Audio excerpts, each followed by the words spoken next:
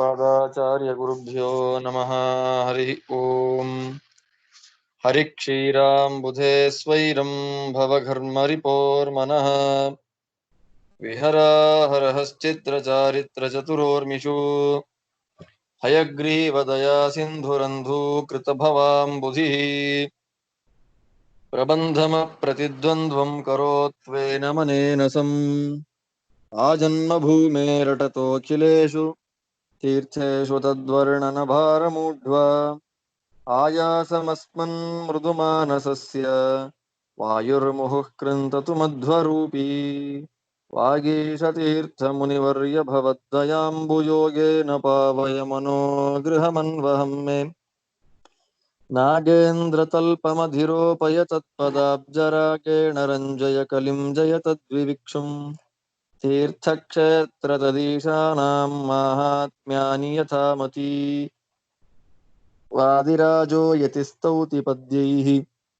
कतिपयैः कविः. ವಾದಿರಾಜಗುರು ಸಾರ್ವಭೌಮರು ಅಲ್ಲಿಂದ ಇನ್ನು ಮುಂದೆ ಯಾವ ಎಲ್ಲೂರು ಕ್ಷೇತ್ರವನ್ನ ಸಂದರ್ಶನ ಮಾಡಿ ಎಲ್ಲೂರು ಕ್ಷೇತ್ರದಲ್ಲಿರತಕ್ಕಂತಹ ವಿಶ್ವನಾಥ ನಾಮಕರಾದ ಯಾವ ರುದ್ರದೇವರ ಅಂತರ್ಯಾಮಿತ್ವೇನ ಪರಮಾತ್ಮನ ಉಪಾಸನೆಯನ್ನ ಮಾಡಿ ಅಲ್ಲಿ ಒಂದು ನೃಸಿಂಹದೇವರ ಸಾಲಿಗ್ರಾಮವನ್ನ ಕೊಡೋದರ ಮೂಲಕ ಸಮಗ್ರ ವೈಷ್ಣವರು ಅಲ್ಲಿ ಪ್ರಸಾದವನ್ನ ಸ್ವೀಕಾರ ಅವಶ್ಯವಾಗಿ ಮಾಡಲೇಬೇಕು ಅನ್ನುವಂತಹ ಪಾಠವನ್ನ ಸಂದೇಶವನ್ನ ಕೊಟ್ಟು ಅಲ್ಲಿಂದ ಇನ್ನು ಮುಂದೆ ಯಾತ್ರಾಕ್ರಮದಲ್ಲಿ ಮಧ್ಯವಾಟ ಮಠ ಅನ್ನುವ ಜಾಗಕ್ಕೆ ಬರ್ತಾ ಇದ್ದಾರೆ. ಇದರ ಬಗ್ಗೆ ಒಂದು ಮಾತನ್ನ ಹೇಳಬೇಕು ನಾನು ಸ್ಪಷ್ಟವಾಗಿಲ್ಲಿ.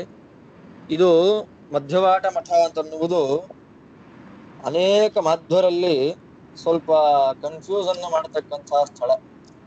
ಕಾರಣ ಯಾಕೆ ಅಂತಂದ್ರೆ ವ್ಯಾಸರಾಜರು ಉಡುಪಿಯನ್ನ ದರ್ಶನ ಮಾಡಿಕೊಂಡು ಬಂದು ಉಡುಪಿ ದರ್ಶನವಾದ ನಂತರದಲ್ಲಿ ಅಲ್ಲಿಂದ ಇನ್ನು ಮುಂದೆ ಸುಬ್ರಹ್ಮಣ್ಯ ಮಠವನ್ನ ಸುಬ್ರಹ್ಮಣ್ಯ ದರ್ಶನ ಮಾಡಬೇಕು ಅಂತ ಹೊರಟವರಾಗಿ ಮಧ್ಯವಾಟ ಮಠಕ್ಕೆ ಬಂದು ಅಲ್ಲಿ ಮಧ್ಯವಾಟ ಮಠದಲ್ಲಿದ್ದಂತಹ ವೇದವ್ಯಾಸ ದೇವರನ್ನ ವ್ಯಾಸಮುಷ್ಟಿಯನ್ನ ಪೂಜೆ ಮಾಡಿ ವ್ಯಾಸಮುಷ್ಟಿಯನ್ನ ಕದ್ದುಕೊಂಡು ಬಂದ್ಬಿಟ್ರು.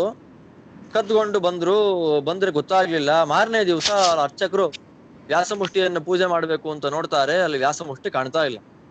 ಆಗ ಎಲ್ಲ ಬಂದು ವಾದಿರಾಜರಲ್ಲಿ ಕೇಳ್ತಾರಂತೆ, ಸ್ವಾಮಿ ಸಮಸ್ಯೆ ಆಗ್ಬಿಟ್ಟಿದೆ, ವ್ಯಾಸರಾಜರು ಬಂದು ವ್ಯಾಸಮುಷ್ಟಿಯನ್ನು ಕದ್ಕೊಂಡು ಹೋಗ್ಬಿಟ್ಟಿದ್ದಾರೆ, ನಾವ್ ಈ ತರ ಏನು ಮಾಡ್ಲಿಕ್ಕೆ ಸಾಧ್ಯ ಆಗ್ತಾ ಇಲ್ಲ, ನಾವೇನ್ ಮಾಡ್ಬೇಕು ಇವಾಗ ಅಂತ ಕೇಳ್ತಾರಂತೆ. ಆಗ ವಾದಿರಾಜರು ಚಿಂತನೆ ಮಾಡಿ, ನಾನು ಅವ್ರ ಹತ್ರ ಶಿಷ್ಯವೃತ್ತಿಯನ್ನ ಮಾಡ್ಬೇಕು ಅಂತ ನಾಟಕ ಮಾಡ್ಕೊಂಡು ನಾನು ಹೋಗ್ತೀನಿ, ಅಲ್ಲಿಗೆ ನಾಟಕ ಮಾಡ್ಕೊಂಡು ಹೋಗಿ ನಾನು ತಂದ್ಬಿಡ್ತೀನಿ ವ್ಯಾಸಮುಷ್ಟಿನ ಅಂದ್ರಂತೆ. ಆಗ ವಿಜಯನಗರದಲ್ಲಿ ವ್ಯಾಸರಾಜರಿದ್ದಾರೆ, ವಿಶ್ವಪಾವನ ಮಠದಲ್ಲಿ ವಿಜಯೇಂದ್ರ ಸ್ವಾಮಿಗಳಿಗೆಲ್ಲ ಆಗ್ತಾ ಇದೆ ಪಾಠ. ಆಗ ವಾದಿರಾಜರು ಬಂದು ಪಾಠಕ್ಕೆ ಸೇರ್ಕೊಂಡ್ರು. ಯಾರ ಹತ್ರ? ವ್ಯಾಸರಾಜರ ಹತ್ರ ಪಾಠಕ್ಕೆ ಸೇರ್ಕೊಂಡು ವ್ಯಾಸರಾಜರ ಆಪ್ತರ ವರ್ಗದಲ್ಲಿ ಸೇರ್ಕೊಂಡ್ಬಿಟ್ರು. ಎಂತ ಕಥೆ ಕಟ್ಟುವಂತ ಎಷ್ಟು ಸುಳ್ಳು ಕಥೆ ಹೇಳ್ತಾರೆ ನೋಡಿ. ವ್ಯಾಸರಾಜರ ಆಪ್ತ ವರ್ಗಕ್ಕೆ ಸೇರ್ಬಿಟ್ರು. ವ್ಯಾಸರಾಜರ ಆಪ್ತ ವರ್ಗಕ್ಕೆ ಸೇರಿದ ಮೇಲೆ ಒಂದ್ ದಿವಸ ವ್ಯಾಸರಾಜರು ನಿರ್ಮಾಲ್ಯವನ್ನ ಮಾಡಿ ನೀವು ಅಂತ ಹೇಳಿ ವಾದಿರಾಜರಿಗೆ ಹೇಳ್ತಾರಂತೆ. ಯಾರಿಗೆ? ವ್ಯಾಸರಾಜರ ಸಂಸ್ಥಾನ ಪ್ರತಿಮೆಗಳಿಗೆ ನಿರ್ಮಾಲ್ಯಾಭಿಷೇಕ ಮಾಡಿ ನೀವು ಅಂತ ವಾದಿರಾಜರಿಗೆ ಹೇಳ್ತಾರಂತೆ. ನಿರ್ಮಾಲ್ಯ ಮಾಡ್ತೀವಿ ಅಂತ ನಾಟಕ ಮಾಡಿಕೊಂಡು ಯಾವ ವ್ಯಾಸರಾಜರು ಏನ್ ಮಾಡ್ತಾರೆ, ವಾದಿರಾಜರು ವ್ಯಾಸರಾಜರು ಕದ್ದುಕೊಂಡು ಬಂದಿದ್ದಂತಹ ಯಾವ ವ್ಯಾಸಮುಷ್ಟಿ ಏನಿದೆ ಅದನ್ನ ತಗೊಂಡು ಹೋಗ್ಬಿಟ್ರು. ಆಗ ವ್ಯಾಸರಾಜರ ಶಿಷ್ಯರೆಲ್ಲ ಹೋಗಿ ಗಲಾಟೆ ಮಾಡಿ ಹೇಳ್ತಾರಂತೆ. ಗಲಾಟೆ ಮಾಡಿ ಹೇಳಿದಾಗ ವಾದಿರಾಜೋ ಗತಃ ಅಂತ ವ್ಯಾಸರಾಜರು ಹೇಳ್ತಾರಂತೆ. ವಾದಿರಾಜೋ ಗತಃ ಅಂತ ವ್ಯಾಸರಾಜರಿಗೆ ಹೇಳಿದ್ದಕ್ಕೆ ಆಗ ವ್ಯಾಸರಾಜರು ಹೇಳ್ತಾರಂತೆ, ತರ್ಹಿ ವ್ಯಾಸೋಪಿ ಗತಃ ಅಂತ. ಹಾಗಾದ್ರೆ ವ್ಯಾಸಮುಷ್ಟಿ ಹೊರಟೋಗಿದೆ, ಯಾಕೆ ಟೆನ್ಷನ್ ಮಾಡ್ಕೊಂತೀರಾ ನೀವು? ಇದು ಕಥೆ. ಆಗ ವಿಜಯೇಂದ್ರ ಸ್ವಾಮಿಗಳಿಗೆ ಸಿಟ್ಟು ಬಂದು ವ್ಯಾಸರಾಜರಿಗೆ, ಯಾರಿಗೆ? ವಾದಿರಾಜರಿಗೆ ಶಾಪ ಕೊಡ್ತಾರಂತೆ. ನಿಮ್ಮ ಎಲ್ಲ ಕೃತಿಗಳು ಕಾವ್ಯಾತ್ಮಕವಾಗಿ ಆಗ್ಬಿಡ್ಲಿ ಅಂತ ಶಾಪ ಕೊಡ್ತಾರಂತೆ. ಅದಕ್ಕೆ ವಾದಿರಾಜರ ಕೃತಿಗಳೆಲ್ಲ ಬರೀ ಕಾವ್ಯ ಶೈಲಿಯಲ್ಲಿದೆ ಅಂತ.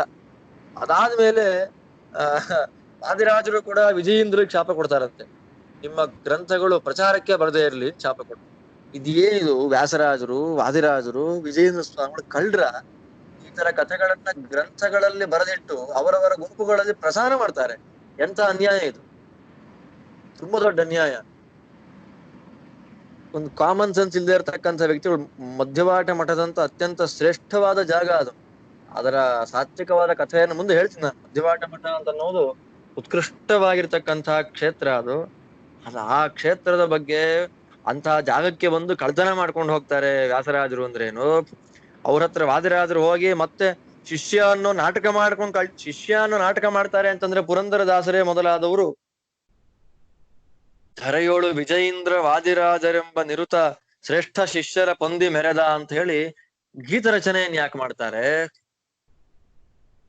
ವಿಜಯೀಂದ್ರ ವಾದಿರಾಜ ಪುರಂದರದಾಸಾದಿ ಶಿಷ್ಯೋಪದೇಶಕ ಅಂತ ಅವರ ಒಂದು ಪರಾಕಿನಲ್ಲಿ ವ್ಯಾಸರಾಜರ ಒಂದು ಇದರಲ್ಲಿ ಶಾಸನಗಳಲ್ಲಿ ಉಲ್ಲೇಖ ಯಾಕೆ ಬರುತ್ತೆ? ವ್ಯಾಸರಾಜರ ದಯದಿಂದ ನಾನು ಈ ಕೃತಿಯನ್ನ ಬರೆದಿದ್ದೇನೆ ಅಂತ ವಾದಿರಾಜರು ಯಾಕೆ ಹೇಳ್ತಾರೆ? ವ್ಯಾಸರಾಜರ ಮೇಲೆ ದೇವ್ರ ನಾಮ ಯಾಕೆ ಮಾಡ್ತಾರೆ ಗುರುಗಳು ಅಂತ ಹೇಳಿ? ಜಯ ಜಯ ಶ್ರೀ ಹಯವದನ, ಜಯ ಜಯ ಖಳದಮನ ಅಂತ ಹೇಳಿ ಹೇಳ್ತಾ ಸರಸ ರುಕ್ಮಿಣಿಕಾಂತ ವರಸತ್ಯ ಭಾಮೇತ ವ್ಯಾಸರಾಯ ಸನ್ನುತ ಸಕಲ ವಾಗ್ವಿದಿತ ಅಂತ ಹೇಳಿ ಅತ್ಯಂತ ಸ್ಪಷ್ಟವಾಗಿ ಗೋಪಾಲಕೃಷ್ಣ ದೇವರನ್ನ, ಪಟ್ಟಾಭಿರಾಮ ದೇವರನ್ನ ಮತ್ತು ವ್ಯಾಸಮುಷ್ಟಿಯನ್ನ ಮೂರನ್ನು ಸ್ತೋತ್ರ ಮಾಡ್ತಾರೆ. ವಾಸಿಷ್ಠ ಕುಳವರ್ಧಿ ಸತ್ಕಳಾಧರ ರೂಪ ಮಧ್ವಾರ್ಯ ಸದ್ರೂಪ ದಳಿತ ಬಹುತಾಪ ಅಂತ ಹೇಳಿ ಸ್ಪಷ್ಟವಾಗಿ ವಾದಿರಾಜರು ಮಾಡಿದಂತಹ ವ್ಯಾಸರಾಜರ ಸಂಸ್ಥಾನದ ಮೂರು ಪ್ರಧಾನ ಪ್ರತಿಮೆಗಳ ಸ್ತೋತ್ರ ಇವತ್ತಿಗೂ ನಮಗೆ ಸಿಗತ್ತೆ. ಜಯ ಜಯ ಶ್ರೀ ಹಯವದನ, ಜಯ ಜಯ ಖಳದಮನ ಅಂತ ಹೇಳಿ. ಪಟ್ಟಾಭಿರಾಮದೇವರು ಸುಗುಣ ಸ್ವಬಲ ಪಾಲಿತ ರಾಮ ಪಟ್ಟಾಭಿರಾಮ ಅಂತಲೇ ಉಲ್ಲೇಖ. ಹೇಗೆ ವಾದಿರಾಜ ಸ್ವಾಮಿಗಳವರು ಲಾಲಿ ಶ್ರೀ ಹಯವದನ, ಲಾಲಿ ರಂಗವಿಠಲ, ಲಾಲಿ ಗೋಪಿನಾಥ, ಲಕ್ಷ್ಮೀ ಸಮೇತ ಅನ್ನುವ ಶ್ರೀಪಾದರಾಜರ ಪ್ರತಿಮೆಗಳನ್ನ ಹೇಗೆ ಸ್ತೋತ್ರ ಮಾಡ್ತಾರೋ ಹಾಗೆ ಒಂದು ಮಂಗಳದ ಪದ್ಯದಲ್ಲಿ ಪಟ್ಟಾಭಿರಾಮ ದೇವರನ್ನ ಸ್ಪಷ್ಟವಾಗಿ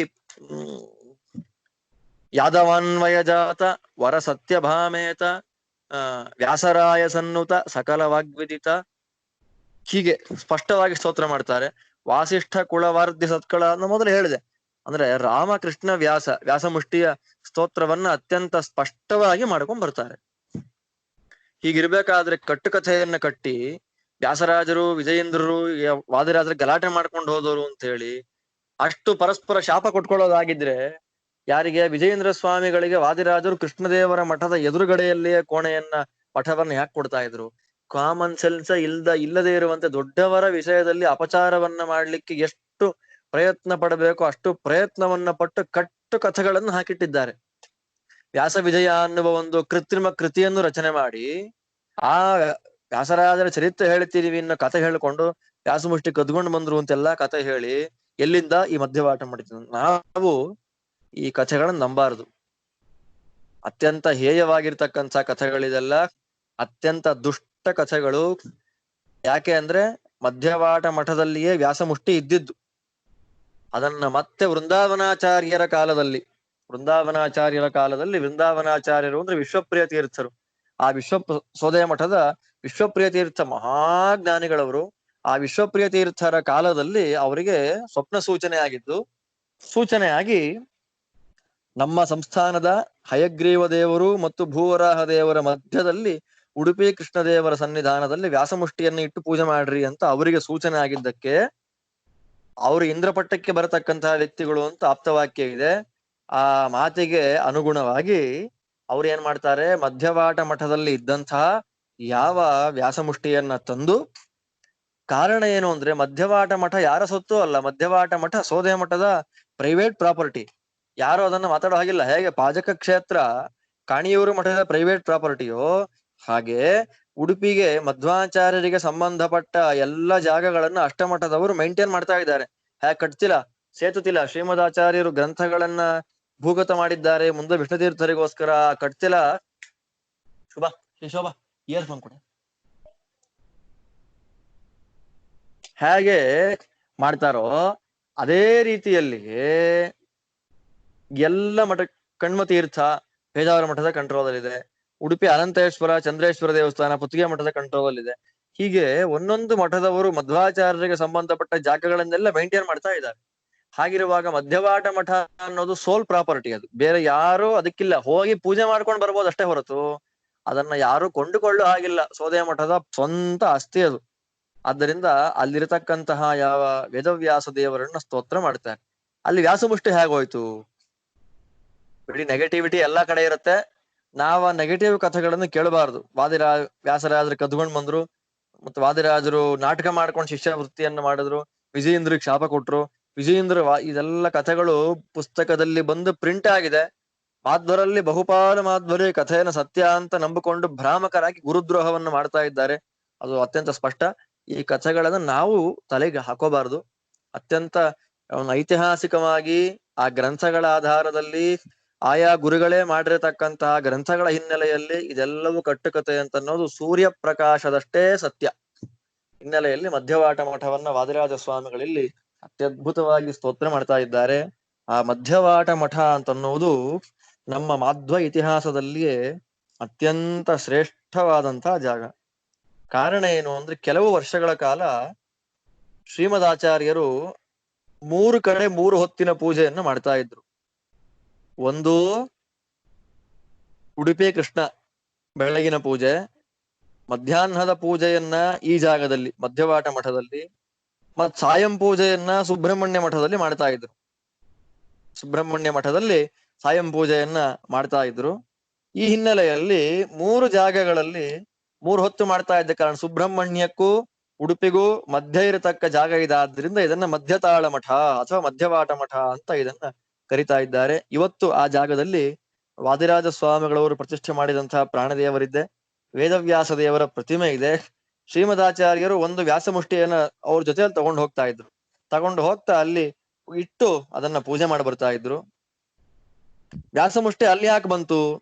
ಮಧ್ವಾಚಾರ್ಯರ ಕಾಲ ಆದ್ಮೇಲೂ ವಾದಿರಾಜರ ಕಾಲ ತನಕ ಅಂದ್ರೆ 1700 ಚಿಲ್ರೆ 1800 1805 6 1805 1806 1805 ಮತ್ತು 6ನೇ ಇಸ್ವಿಯಲ್ಲಿ ವಿಶ್ವಪ್ರಿಯ ತೀರ್ಥರ ಪರ್ಯಾಯ. ವಿಶ್ವಪ್ರಿಯ ತೀರ್ಥರು ಅಂದ್ರೆ ಸೋದಯ ಮಠದ ವೃಂದಾವನಾಚಾರ್ಯರು ಅಂತ ಹೇಳಿ, ಆ ವೃಂದಾವನಾಚಾರ್ಯರ ಪರ್ಯಾಯ ಕಾಲ.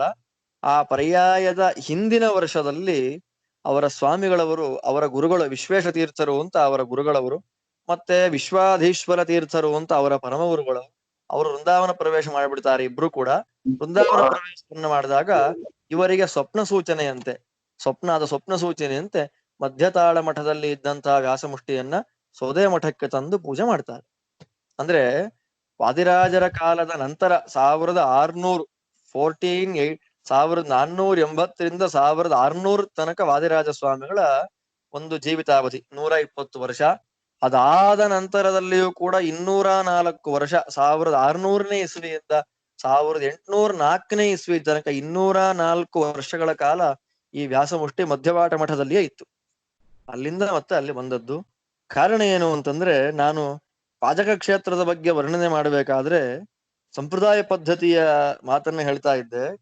ಅದರಲ್ಲಿ ಮಧ್ವಾಚಾರ್ಯರು ಹೀಗೆ ಪಾಜಕ ಕ್ಷೇತ್ರದಲ್ಲಿ ಅದ್ಭುತವಾಗಿರತಕ್ಕಂತಹ ಲೀಲೆಗಳನ್ನು ತೋರಿಸಿದ್ರು ಅನ್ನೋದೆಲ್ಲ ಹೇಳ್ತಾರೆ. ಅನ್ನುವುದನ್ನ ಹೇಳಿ ಮುಂದೆ ಆಚಾರ್ಯರಿಗೆ 9 ಜನ ಪ್ರಧಾನ ಶಿಷ್ಯರಾದ್ರು. ಉಡುಪಿ ಅಷ್ಟಮಠದ 8 ಎತ್ತಿಗಳು, ಪದ್ಮನಾಭ ತೀರ್ಥರ ಒಬ್ರು. ಮಧ್ವಾಚಾರ್ಯರಿಗೆ 9 ಪ್ರಧಾನ ಶಿಷ್ಯರು. ಆ 9 ಪ್ರಧಾನ ಶಿಷ್ಯರಿಗೆ ಯಾವ ಪ್ರತಿಮೆಗಳನ್ನ ಕೊಟ್ರು ಅನ್ನೋದನ್ನ ಇಲ್ಲಿ ಹೇಳ್ತಾರೆ. ಸೀತಾನುಜಾಭ್ಯಾಂ ಸಹಿತಂ ರಘುತ್ತಮಂ ಋಷಿಕೇಶ ನೃಸಿಂಹತೀರ್ಥಯೋ ಚತುರ್ಭುಜಂ ಕಾಲಿ ಅಮರ್ದನಂ ಹರಿಂ ಜನಾರ್ದನೋಪೇಂದ್ರ ಸುಯೋಗಿನೋ ರದಾ ಕೃಷ್ಣಂ ದ್ವಿಹಸ್ತಂಬು ಜಗಸ್ಯ ಮರ್ದನಂ ಶ್ರೀ ವಿಠ್ಠಲಂ ವಾಮನ ಯೋಗಿನೋಪಿತಂ ಶ್ರೀ ವಿಷ್ಣುತೀರ್ಥಸ್ಯ ಚ ಸುಕರಾತ್ಮಕಂ ಶ್ರೀರಾಮತೀರ್ಥಸ್ಯ ನೃಸಿಂಹರೂಪಿಣಂ ದದೌ ತಥಾ ದೋಕ್ಷದ ಯೋಗಿನಃ ಪುನಃ ಶ್ರೀ ವಿಠ್ಠಲಂ ಶ್ರೀ ರಘುವಂ ಶಶೇಖರಂ ಕೃಷ್ಣಂಚ ಭಾಮಾಂ ಪದ್ಮನಾಭಾಕ್ವೇ ಯೋಗಿ ಮೌಲಯೇ. ಪದ್ಮನಾಭ ತೀರ್ಥರಿಗೆ ಏನು ಕೊಟ್ರು ಅದನ್ನೆಲ್ಲ ಮಾತಾಡ್ತಾರೆ. ಮತ್ತೆ ಇವರಿಬ್ಬರನ್ನ ಕರೆದ್ರು. ಯಾರಿಬ್ಬರನ್ನ? ವಿಷ್ಣು ತೀರ್ಥರನ್ನ, ಪದ್ಮನಾಭ ತೀರ್ಥರನ್ನ, ಇಬ್ಬರನ್ನ ಕರೆದ್ರು ಪ್ರತ್ಯೇಕವಾಗಿ. ಅವರಿಬ್ರು ಯಾರು ಅಂತ ಹೇಳ್ತಾರೆ. ಯಸ್ಸಾಕ್ಷಾದನುಜ ಶಮಾದಿ ಸುಗುಣ ಶ್ರೀ ವಿಷ್ಣು ತೀರ್ಥಾಹ್ವಯ. ಸಾಕ್ಷಾದನುಜ ಆಚಾರ್ಯರ ಸಾಕ್ಷಾತ್ ಪೂರ್ವಾಶ್ರಮದ ತಮ್ಮಂದಿರು, ಶಮದಮಾದಿ ಗುಣೋಪೇತರು, ಮಹಾ ತಪಸ್ವಿಗಳು. ಕಲಿಯುಗದಲ್ಲಿಯೂ ಕೂಡ ಉತ್ಕೃಷ್ಟವಾದಂತಹ ತಪಸ್ಸನ್ನ ಆಚರಿಸಿ ಪರಮಾತ್ಮನ ಅನುಗ್ರಹಕ್ಕೆ ಪಾತ್ರರಾಗಬಹುದು ಅಂತ ತೋರಿಸಿಕೊಟ್ಟ ಜ್ಞಾನಿಗಳು ಅದ್ಯಾಪಿ ಸುಬ್ರಹ್ಮಣ್ಯ ಕ್ಷೇತ್ರದಲ್ಲಿ ಇದ್ದಾರೆ. ಸುಬ್ರಹ್ಮಣ್ಯದ ವರ್ಣನೆ ಮಾಡುವಾಗ ಹೇಳ್ತೇನೆ ಅದನ್ನ. ಮತ್ತೆ ಮುಂದೆ ಕೆಳಗಿಳಿದು ಬಂದು ಶಾಸ್ತ್ರವನ್ನ ಮತ್ತೆ ಪ್ರಚಾರವನ್ನ ಮಾಡ್ತಾರೆ. ಅವರಿಗೋಸ್ಕರವೇ ಆಚಾರ್ಯರು ಸೇತುತಿಲ ಎಂಬತಕ್ಕಂತಹ ಗ್ರಾಮದಲ್ಲಿ ತಾಮ್ರದ ತಗಡಿನಲ್ಲಿ ಭೂಗತವನ್ನ ಮಾಡಿದ್ದಾರೆ ಸರ್ವಮೂಲ ಗ್ರಂಥಗಳನ್ನ. ಇವತ್ತಿಗೂ ಆ ಜಾಗ ಇದೆ. ಒಬ್ಬ ವಿಷ್ಣುತೀರ್ಥರು, ಇನ್ನೊಬ್ರು ಕರ್ನಾಟಕ ಪೂರ್ವ ಸಜ್ಜನ ಗುರುಹು ಶ್ರೀ ಪದ್ಮನಾಭಾಹ್ವಯ. ಕರ್ನಾಟಕ ಪ್ರಾಂತ್ಯ ಅಂದ್ರೆ ಇವತ್ತಿನ ಸಮಗ್ರ ದಕ್ಷಿಣ ಭಾರತದ ಘಟ್ಟ ಪ್ರಾಂತ್ಯ, ಅದೆಲ್ಲ ಅವತ್ತಿನ ಕಾಲಕ್ಕೆ ಕರ್ನಾಟಕ ಪ್ರದೇಶ ಅಂತ ಪ್ರಸಿದ್ಧವಾಗಿತ್ತು. ಅಂತ ಕರ್ನಾಟಕ ಪೂರ್ವ ಸಜ್ಜನ ಗುರುಗಳಾದವರು ಪದ್ಮನಾಭ ತೀರ್ಥರು. ಅವರಿಬ್ಬರನ್ನ ಕರೆದು ತಾಭ್ಯಾಂ ಏಷ ದದೌ ಗುರುಹು ಸದಯಿತೋ ವಿಷ್ಣು ಸ್ಥಿತೋ ಯಾಸುತಾಹ ಮೂರ್ತಿ ಶುದ್ಧ ಶಿಲಾತ್ಮಿಕಾಹ ಸ್ಥಳಯುಗೆ ತಸ್ಯ ಅನುಜಃ ಅಸ್ಥಾಪಯತ್. 8 ವ್ಯಾಸಮುಷ್ಟಿಗಳಲ್ಲಿ ಪದ್ಮನಾಭ ತೀರ್ಥರಿಗೆ ಒಂದು ವ್ಯಾಸಮುಷ್ಟಿಯನ್ನ, ಅತ್ಯಂತ ಸ್ಪಷ್ಟವಾದ ಉಲ್ಲೇಖ ಇದೆ ಇಲ್ಲಿ. ಇದ್ರ ಮೇಲೆ ಇನ್ನು ಯಾವುದೇ ಕಥೆಗಳನ್ನ ಕೇಳಿದ್ರು ಕೂಡ ಅದು ಕೇಳೋದು ಬಿಡೋದು ನಮ್ಮ ಮನಸ್ಸಿಗೆ ಬಿಟ್ಟಿದ್ದು. ಆಚಾರ್ಯರ ಸಾಕ್ಷಾತ್ ಶಿಷ್ಯರು ಋಷಿಕೇಶ ತೀರ್ಥರೇ ಹೇಳುವಂತಹ ಮಾತು. ವಿಷ್ಣು ತೀರ್ಥರಿಗೆ 7 ವ್ಯಾಸಮುಷ್ಟಿಯನ್ನ ಕೊಟ್ರು. ಅದಾದ ನಂತರದಲ್ಲಿ ಪದ್ಮನಾಭ ತೀರ್ಥರಿಗೆ 1 ವ್ಯಾಸಮುಷ್ಟಿಯನ್ನ ಕೊಟ್ರು. ಹೀಗೆ 1 ವ್ಯಾಸಮುಷ್ಟಿಯನ್ನ ಸ್ವೀಕಾರ ಮಾಡಿಕೊಂಡಂತಹ ಪದ್ಮನಾಭ ತೀರ್ಥರು ದೇಶ ಸಂಚಾರವನ್ನ ಮಾಡ್ಲಿಕ್ಕೆ ಹೊರಟರು. ಇತ್ತ ವಿಷ್ಣು ತೀರ್ಥರು ಆ ವ್ಯಾಸಮುಷ್ಟಿಗಳನ್ನ 1 ವ್ಯಾಸಮುಷ್ಟಿಯನ್ನ ಮಧ್ಯವಾಟ ಮಠದಲ್ಲಿ ಆಚಾರ್ಯರ ಅವತಾರ ಸಮಾಪ್ತಿಯ ನಂತರ ಆಚಾರ್ಯರ ಮಧ್ಯಾಹ್ನ ವ್ಯಾಸಮುಷ್ಟಿಯ ಸನ್ನಿಧಾನದಲ್ಲಿ ಇರತಕ್ಕಂತಹ ವೇದವ್ಯಾಸ ದೇವರನ್ನ ಪೂಜೆ ಮಾಡ್ತಾ ಇದ್ರು. ಆ ಜಾಗ ಮಧ್ಯವಾಟ ಮಠ.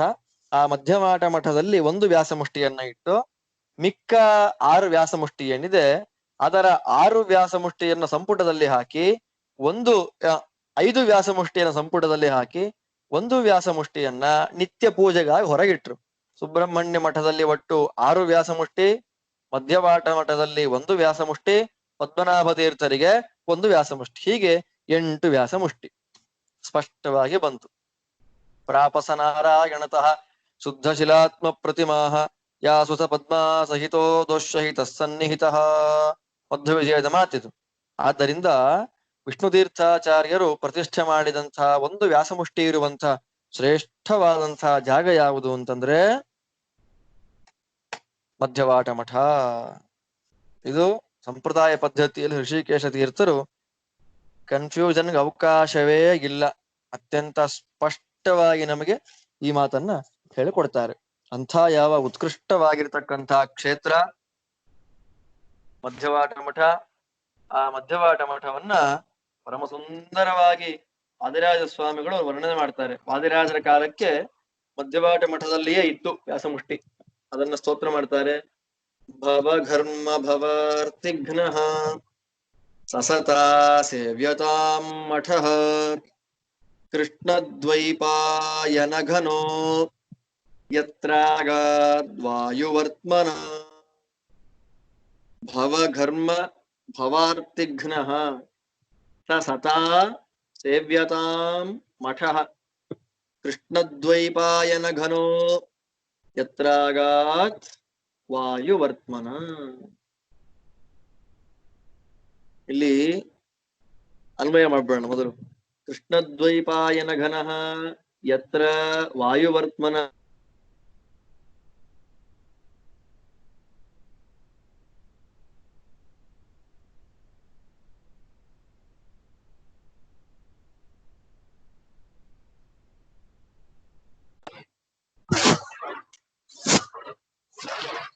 ಕೇಳತ್ತಾ? ಹಲೋ, ಸರಿ ಸರಿ. ಭವಘರ್ಮ ಭವಾರ್ತಿಘ್ನ ಸ ಮಠಃ ಸತಾ ಸೇವ್ಯತಾಂ. ಇಲ್ಲಿ ವೇದವ್ಯಾಸ ದೇವರನ್ನ ಮೋಡಕ್ಕೆ ಹೋಲಿಕೆ ಮಾಡ್ತಾರೆ. ಕೃಷ್ಣದ್ವೈಪಾಯನ ಘನಃ. ಕೃಷ್ಣದ್ವೈಪಾಯನ ಅಂದ್ರೆ ವೇದವ್ಯಾಸ ದೇವರು. ಆ ವೇದವ್ಯಾಸ ದೇವರೆನ್ನುವಂಥ ಯಾವ ಮೋಡ. ವೇದವ್ಯಾಸ ದೇವರು ಅಂದ್ರೆ ಯಾವುದಿಲ್ಲಿ? ವ್ಯಾಸಮುಷ್ಟಿ. ವ್ಯಾಸಮುಷ್ಟಿ ಎಂಬತಕ್ಕಂತಹ ಮೋಡ ಅಂದ್ರೆ ವ್ಯಾಸಮುಷ್ಟಿ ಅಂದ್ರೆ ನಾವು ಅದನ್ನ ದರ್ಶನ ಮಾಡಿಸ್ಬೇಕಾದ್ರೆ ವೇದವ್ಯಾಸ ದೇವರು ವ್ಯಾಸಮುಷ್ಟಿ ಅಂತಲೇ ದರ್ಶನ ಮಾಡಿಸೋದು ನಾವು. ಆದ್ದರಿಂದ ವೇದವ್ಯಾಸ ದೇವರು ಅಂತಲೇ ಅರ್ಥ ಅದು. ಆ ರೂಪದಲ್ಲಿ ನಿಂತಿರತಕ್ಕಂತಹ ವೇದವ್ಯಾಸ ದೇವರು. ಅಂತಹ ವ್ಯಾಸಮುಷ್ಟಿ ಸ್ವರೂಪದಲ್ಲಿರತಕ್ಕಂತಹ ವೇದವ್ಯಾಸ ದೇವರೆಂಬತಕ್ಕಂತಹ ಮೋಡವು ಆ ಮಠಕ್ಕೆ ಬಂತು. ಹೇಗೆ ಬಂತು? ಮೋಡ ಯಾವತ್ತು ಅಲ್ಲಿಂದ ಇಲ್ಲಿ ಓಡಾಡ್ಬೇಕಾದ್ರೆ ಗಾಳಿ ಇರ್ಬೇಕಲ್ಲ. ಗಾಳಿ ಇಲ್ಲ ಅಂತಂದ್ರೆ ಮೋಡ ಆ ಕಡೆ ಈ ಕಡೆ ಚಲಿಸೋದಿಲ್ಲ. ಆದ್ದರಿಂದ ಈ ವೇದವ್ಯಾಸ ದೇವರೆಂಬ ವ್ಯಾಸಮುಷ್ಟಿ ಎಂಬತಕ್ಕಂತಹ ಒಂದು ಮೋಡವನ್ನ ಈ ಮಧ್ಯಮಾಟ ಮಠಕ್ಕೆ ಕರ್ಕೊಂಡು ಬಂದಂತಹ ಗಾಳಿ ಯಾವುದು? ಮಧ್ವಾಚಾರ್ಯ ವಾಯುವರ್ತ್ಮನ. ವೇದವ್ಯಾಸ ದೇವರ ವ್ಯಾಸಮುಷ್ಟಿ ಎಂಬತಕ್ಕಂತಹ ಮೇಘವು ಯಾವ ಮಠಕ್ಕೆ ಮಧ್ವಾಚಾರ್ಯರೆಂಬ ಗಾಳಿಯ ಮೂಲಕ ಬಂದಿತೋ ಅಂತಹ ಭವಘರ್ಮ ಭವಾರ್ತಿಘ್ನ